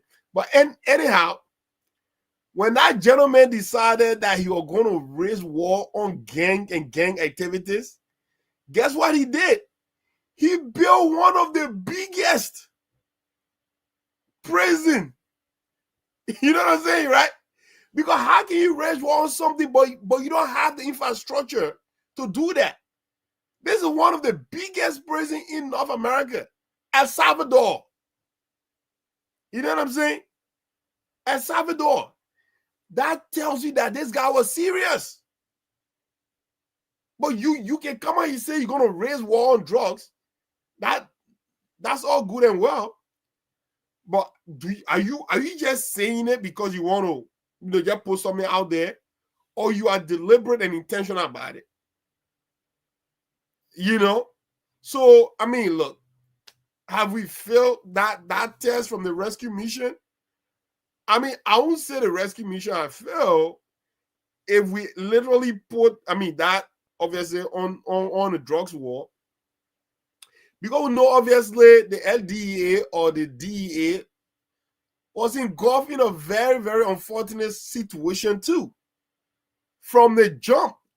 You know what I'm saying? So an agency that is tasked to actually do that fight, that agency was engulfed in some internal wrangling by itself. So you telling me the institution has sort of fight drugs, that institution is basically fighting among themselves. So what's going to happen? So I mean, it was just an unfortunate situation. But yeah, I mean, look, we have to be serious when we're saying some of these things. I know the president is, you know, well intentioned about his position on combating drugs and all of that stuff. But due to some unforeseen circumstances, like what happened between, you know, A.B. Kroman, the then you know, director there, and has, you know, Hussein, I don't know, Hassan or Hussein Fadiga. But yeah, man, look, at the end of the day, we still like the representative or senator stated, we still have 5 more years. I think the government can can reconsider some position move, because that is a critical area, because we're losing a lot of young men and women in our country to the drugs issue. Thank you. You know, we are losing a whole generation if we are not careful in the hands of the drugs issue. So this is a threat to national security as well. And Sandy struck a very good point. Nelson, let me get on this one. Sandy struck a very good point. If you have all of your entry point in a country vulnerable to illicit money, then that begs the question: are these guys really coming to mine, or are they actually coming with drugs in the country? You know what I mean?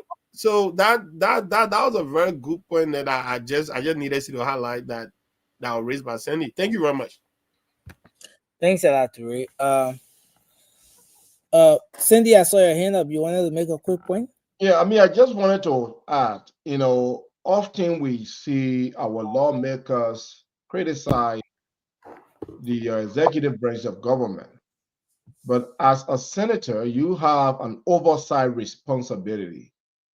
Instead of making critics, you know, be your critic, you should also hold the government feet to fire by, you know, inviting maybe the DEA or members of the executive and ask them about their progress.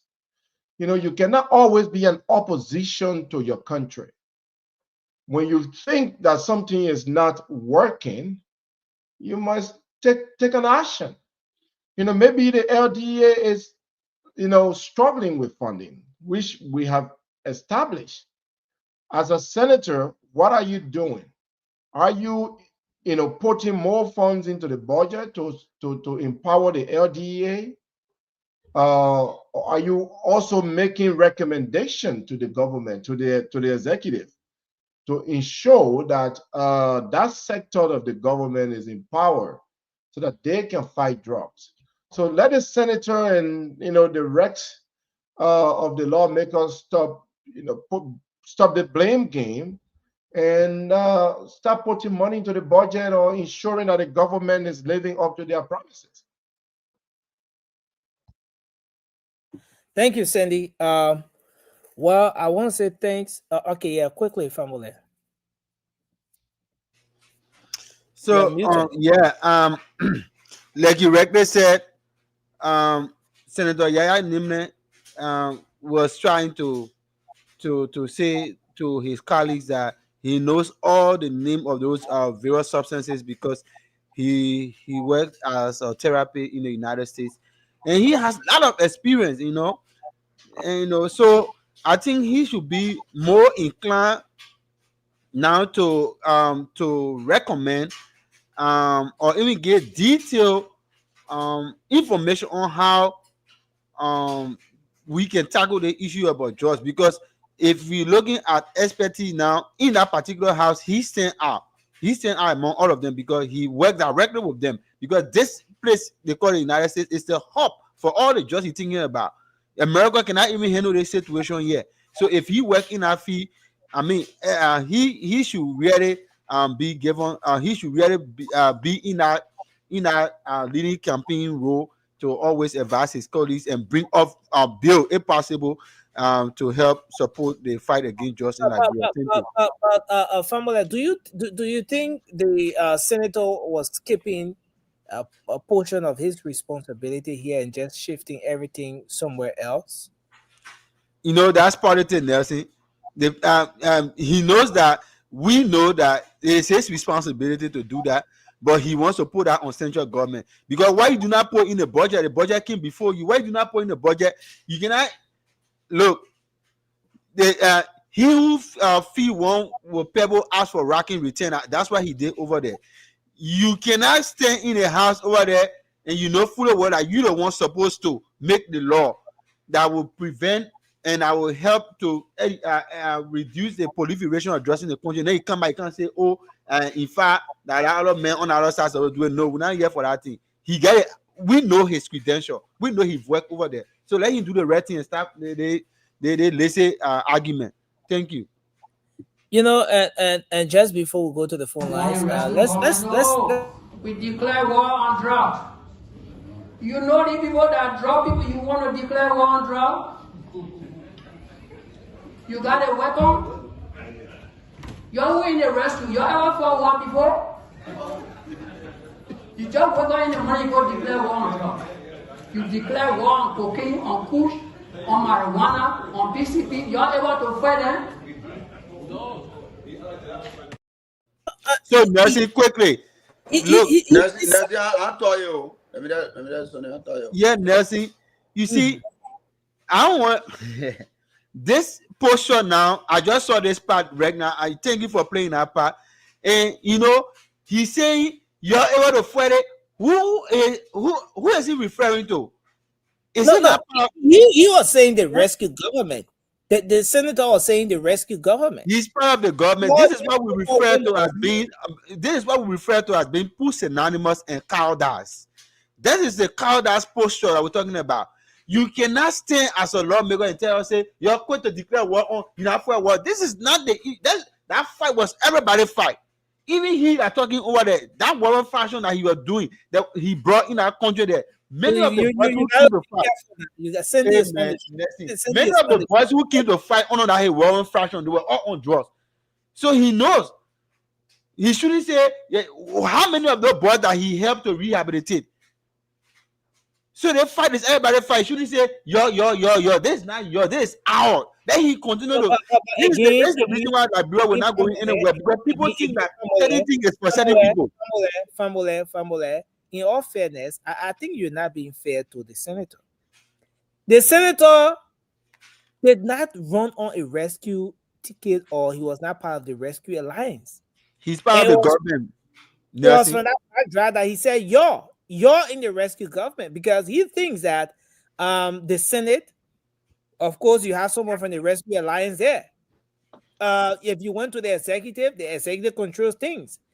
You went to the House of Representatives, there was, this thing. So that's the angle that the lawmaker was speaking about. So Nelson, if you say it that way, then that means you are agreeing that the senator of the Republic of Liberia, under this administration of President Bouaka, is now abrogating himself from the government. That means he's not part of the government.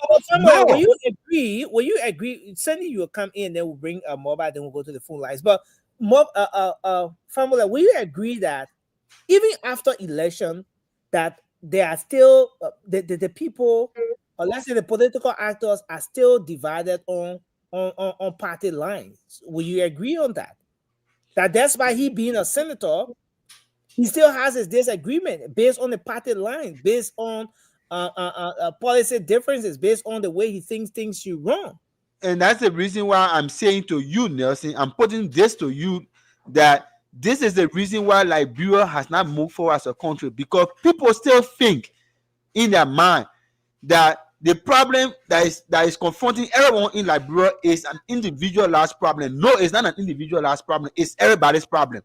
And that's the reason why we say when hunger strikes the land, if you go to the store, you go to all of the shops, all of the market places doesn't know political party. Thank you. Everybody that is hungry in that country, they don't know political party. When you go there, they will not go charge you. They say, oh, that CDC president or United Party president. Everybody go there and be charged the same price. So the war against drugs is for everybody. It's not about your. It's not your. It's our. So the senator should see himself as part of the government, and he should put himself in that position so that we can fight a robust fight to bring the end to. I know it's not easy to bring the end, but to minimize drugs and curtail a proliferation. Thank you. Sandy, you want to Nelson, come in? yeah, for my quick 30 seconds. Look, Fumbler said it, already. When we go to election, we have our different side, right? We have our different platforms or those we want to see elected. But once the elections are over, it should all be about Liberia as a country. Senator Thomas Nimle Yaya has an expertise in psychology, and he alluded to it that he was a therapist here in the US. In fact, he's a clinical psychologist. So this guy knows a lot about this. If I was in his position, I would reach out to the government, to the executive, and say, look, I can offer some expertise in this area and help. You can't just, this is not about unity party anymore. This is about us uplifting our young men and women from the conditions that they found themselves in and bringing them to a much better, healthy space. Nelson, as a behavioral health administrator, if I was in the Senate or in the House, at this point, my focus would be really putting in bills to address the issue of drugs in the country. And I'll be reaching out to other partners. I'll be reaching out to friends around the world to see how we can help, elevate our folks from the issue of drugs. So it shouldn't be about party. The reason our country is not moving forward is that we put parties in front of us instead of putting country in front of us. Liberia should be prioritized and not any of our political parties. What would it take for Tomo Nimle Yaya to make a call to President Boakai or to the head of the LDA and say, look, this is my area? And I agree with Famole. I mean, Tomo Nimle Yaya don't have any rehab in Grangida. There's no rehabilitation. He may have his farm, but there is no rehabilitation in Grangida or any part of Liberia that I know of that Tomo Nimle Yaya has built or is managing. I hate to go back in the past, and I do not fight him. I do not disagree with him at all for bringing Model. In fact, that's another discussion another day. As a crown man who experienced, brutality in the Civil War, I know how important it was for Model to come in to rescue us. But I agree with Famule. A lot of folks that were part of Model are still going on with that stigma. The drugs abuse, the alcohol abuse, their voice experiences during the war. So we depend on folks at Tomo Nimle Yaya to help rehabilitate those individuals. So it should be about Liberia as a whole and not about political difference. Thank you. Mobile, you want to Yeah. come? Yeah. Yeah, I do formula set it up, but I just want to stress on some key points. First of all, I listened to the senator, and fighting drugs is not a one-person issue. And look, let's be realistic. And fighting drugs is not like you're going only after individual.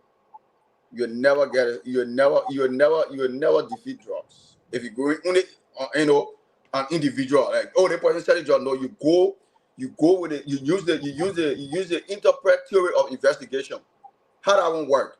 You go to the entity. You go to the head. The investigation go It's just like where the source coming from. That's where you go, right? You go there and do your investigation. Are we getting resources to do that? I think that question should be answered for another day. And collaboration of what? Law enforcement. You think about that? DA working for drugs. DA working for drugs. But all these things fall on resources. Meaning the government need, all the entities need money. Right? Collaboration of resources, healthcare, and other civil service agencies to help fight drugs. You can't say only the DA can fight drugs. No. Our country is small. We can fight drugs. Let me friend. Our country is small. How much we want to compare Liberia and America, and the way I listening to the senator emphasizing so deeply, like, oh, y'all can fight drugs, like that type of way that type of authority that you can get Liberia can defeat drugs. Liberia can defeat drugs. Liberia only need the resources and committed people, right? And committed people. And my brother sent this straight on some key point, like when it comes to the educational side, where you're going to educate people, right? You're going to the community, you're going to educate people about drugs, the effect of drugs, right? All the things fall within the resources. So if you get the resources, you can fight drugs. You can fight drugs. You can go to wherever all the drugs coming from. You can start tackling them before it reaches the country, meaning the borderline. Sandy talk about the borderline. So all the things, next thing we all agree that drugs is killing Liberians. That'll be, we all understand, like, more especially our brother and sister, the young, who we depending on for tomorrow, for like our country, what need to go to school and learn other things, but they're taking drugs. How can we fight drugs? How? We can fight drugs if the government provided resources. And the senator who here stretching your vein, your fair enjoy do they want, he get the authority in your hands to argue the budget. So money can be allocated for drugs to fight drugs. He got the power in your hand. He can stop the budget. So he shouldn't come and put politics in while we talk about collective effort, then you want to bring politics in it. People want to fight drugs. We not say all is bread and butter, we not say all is money. People fighting drugs on a daily basis. But you think it's much? No, it's not. We need collective effort. We need resources so that the government can be able to fight drugs. All depends on you're the lawmaker. You're taking 100,000. You're taking all the money. Why I can't take that money and put it behind drugs? But you will come in the day. You say the rescue mission failed because there's no money in there. How much money? Let's do comparison. Let's go to the drugs. Let's go to the budget on that. Let's see. I come in and let me conclude. Let me conclude. When we go to the budget tonight, we always see what some are talking about. Go look at drugs. Go look at drugs or money in the budget. You get even buy land with it. Then you all kind of to be talking about law making. You all kind of to be talking about drugs. You're fighting drugs. You're fighting. Take it, Nelson.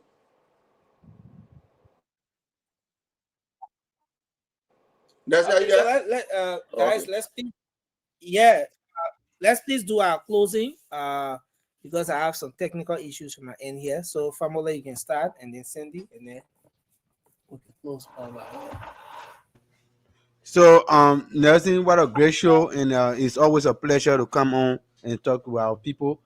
So today we were able to touch on the issue that the lawmaker of district number 8 raised, which we think is a salient point, and it's always good to have that oversight responsibility whenever you see that there are anything ambiguous or conspicuous, so you can bring it forward so you can get some clarity. So the lawmaker saying that he's going to bring that before plenary so that they can look deep into evergreen that is managing the park.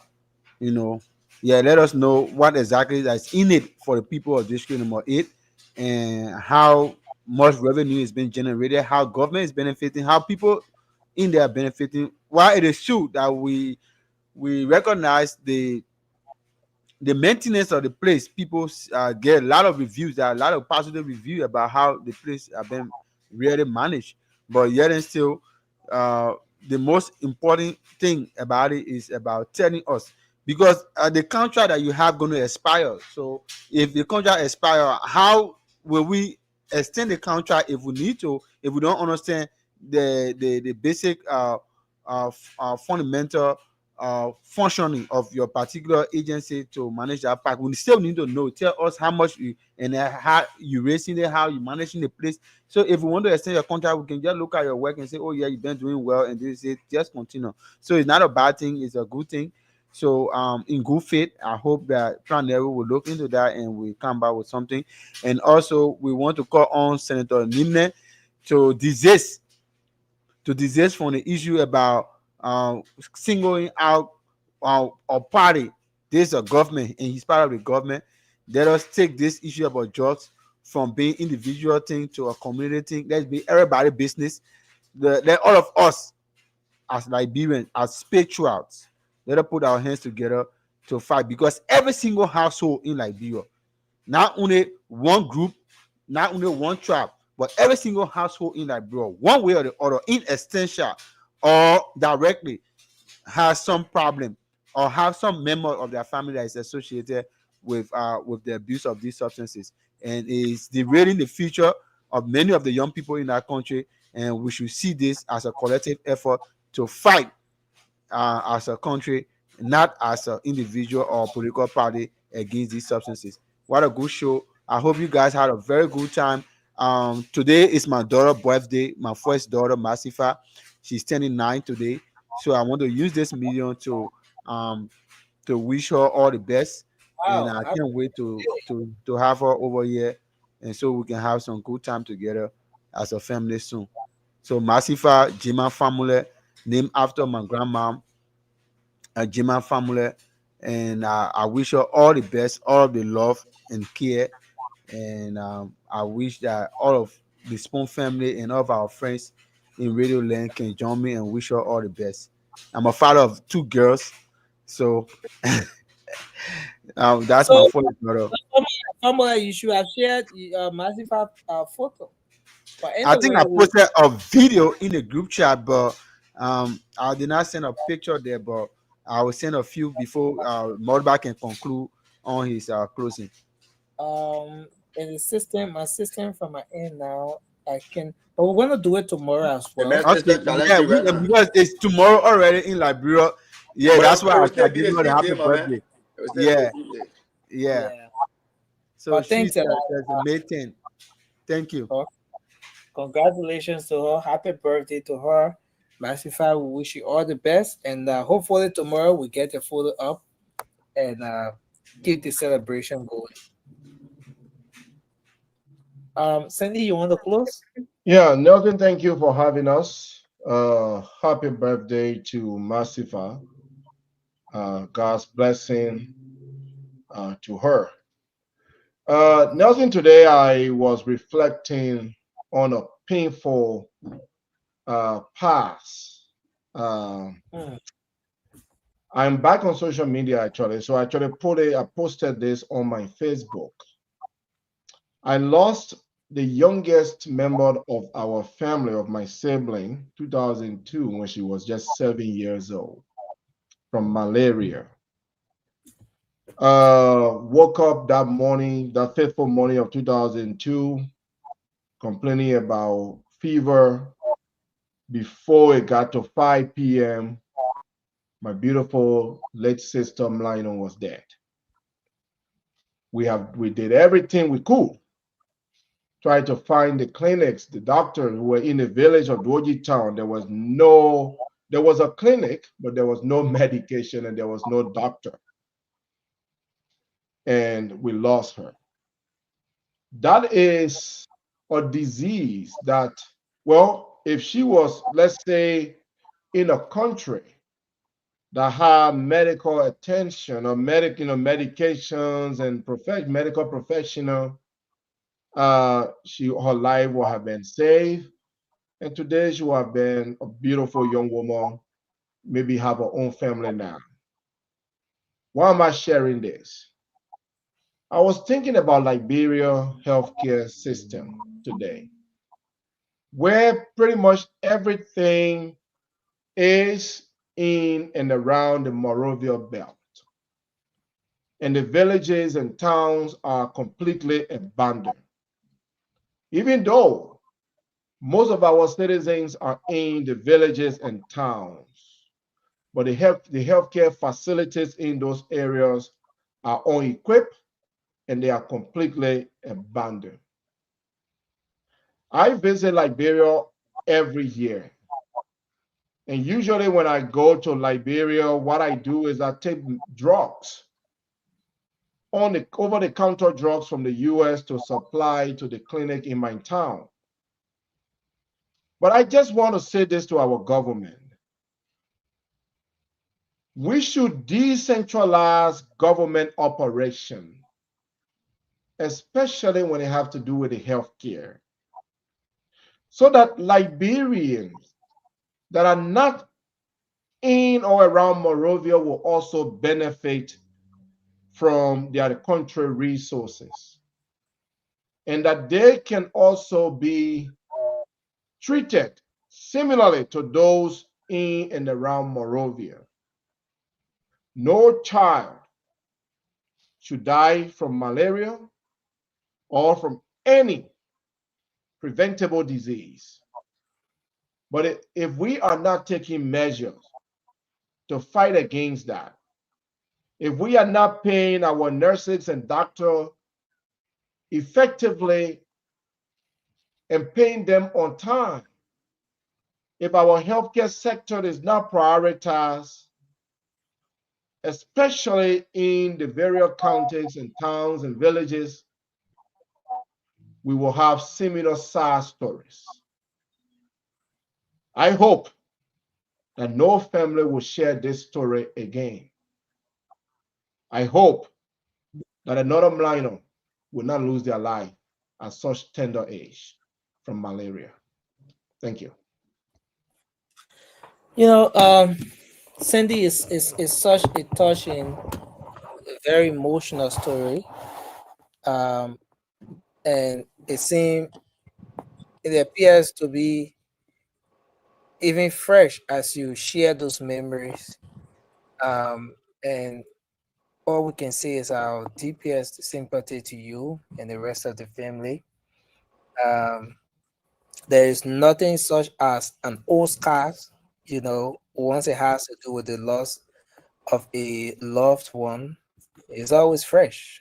And our deepest sympathy.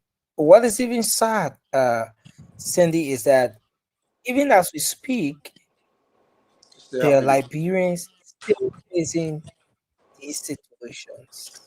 And that's why it's even more important that we keep doing what we do. And we're gonna keep talking and just doing what we can, because the people who are in the position to make these things better for all of us, some of them don't see it that way. I think once they have the thousands of dollars in their accounts and they can fly overseas and get the best of medical attention, then it's just all to it. But again, our deepest sympathy to you, Cindy, and the rest of the family. Yeah. Yeah, Mama, you want to do your closing? yeah. Sending my condolences to you and your family, my brother. Take heart. That's what happened. And, when our leader put himself first instead of the citizen, and that's remind me of our looking at a documentary today, and that's remind me of the type of left in Botswana. Now in Botswana, medical, when you go into the hospital, it's free. Education, you go to school, you get paid. You don't got to work. You just go to school, you get paid in Botswana. And Botswana is just a small country, almost like Labrador is bigger than Botswana. But the people never gave all their rights. They never think about themselves. What haunting us today, I can tell everybody, our leader put himself first, their family first, before the people, even before the people that elected him in power. Let's go to the healthcare. Let's take a tour in the entire country. Let's go to the village. and see, right? How many medications, how many hospitals are there to help our people? But lawmakers making millions of dollars. They say they get agricultural break, they gain them money. What are they going to do? I want to ask the question. Even the one that in Barbados, they get farm? No. Look, we got to, the government, the president got to, some of these law and other things that people put in their place to make themselves rich, it got to be revisited. It got to be amended. So if it by law, let it be amended. If they put it there to eat money, let it go revisit it and do some changes. Because it's not reflecting on the people. Common malaria, this time it kill people. This time, even amulet, we're not getting in the country. But lawmakers carrying 50,000, 45,000. When we say this thing, people say, oh, this. That's how the system was built. And you think that only based on the way the system was built, when we depending on this system like this, you think that brother will go for? No. I can challenge anybody. Go in Africa. Go look at half of the country today that developed. Go look at the structure. Go look at how the people living. If the how the people were. Look at Mali. Mali recently, the president of Mali indicted almost 15 to 20 ministers for corruption. They're impressing as we speak. But that won't happen in Liberia. You get so many people who work in government just to see. You get people who work in government and even care about the common people. The president alone can't do it. He needed help of representative, senator. But you think they care about you? They put money in the budget to certify themselves. They put money in the budget so they can get a private school. They put money in the budget so they can get a private clinic. They put money in the budget to help government clinic and government school. But we'll come here every day, we flare these things. The president sometimes got to come out and talk and emphasize on some of these things. Because lawmakers taking money that we all know will come here, different set of money when you calculate it on a year time, in more than I don't know how many millions. Agriculture break. We get some don't even get tomato farm. They don't even get potato green farm, but they're getting that money. 45,000 cars in 3 years, they're getting that cars. Gas slave. People are working for them, we paying them. Then how you expect for Ma Kopo in the village for her son to go to school and go to hospital? When all the money going in individual pocket and making themselves rich. But we'll come here, we'll say this thing, people will answer us because, we're saying the truth. We're saying the truth. We don't want no favor or anything from anybody, but that's the fact about Liberia. If we keep on the path, Liberia will keep going down. Nothing we will say, it will change because the president can't do it. The president needs a collective effort from every individual, from every lawmaker, senator, to come together. But if the senator, the senator and the representative, let's say the entire lawmaker, they're not in the interest of the Liberian people, we don't. Look at Burkina Faso. They agree that junta leader, they agree, we can compare. But be based on, look at what he's doing. Look at Mali. Look at Guinea-Bissau. Look at the railroad. The people just pull out in less than 3 years. Look at that train road that coming transport billions of dollars iron ore. But what we get, everything going lawmaker package. The braving is there. People say money in the country. But the poor people will keep suffering and the rich people will keep getting rich. And Cindy, my brother, I'm sorry, but guess what? You're not the last and you'll not be the first. There are people after you. There are people after speaking. They in the hospital, they even get medication to take because it's not there. So I will stop here nursing and tomorrow we'll continue and we'll keep flying this. Let the government see some part or some of these things and work on it. We shouldn't every day come here and talk one thing over and over. We put a legit president and a legit representative senator. But you guys need to work in the interest of the Liberian people. You need to work. The entire country, when you check out challenge anybody, then the ammonia are there, and we too. So imagine, let me just conclude the next 30 seconds, right? I was just walking where a car catch a fire. No, let me just conclude the car catch a fire, Sandy. Car, it catch a fire. The people were cutting the car off when they call it up when it only 911 my man in less than second. Cause the fire truck call small car off. Even the people are to call it off. When the fire truck in, it caught that fire off. To tell you how structure and arrange the people country are. We shouldn't come here and sugarcoat anything, but that's the fact, and that's it that bro will keep talking. Thank you.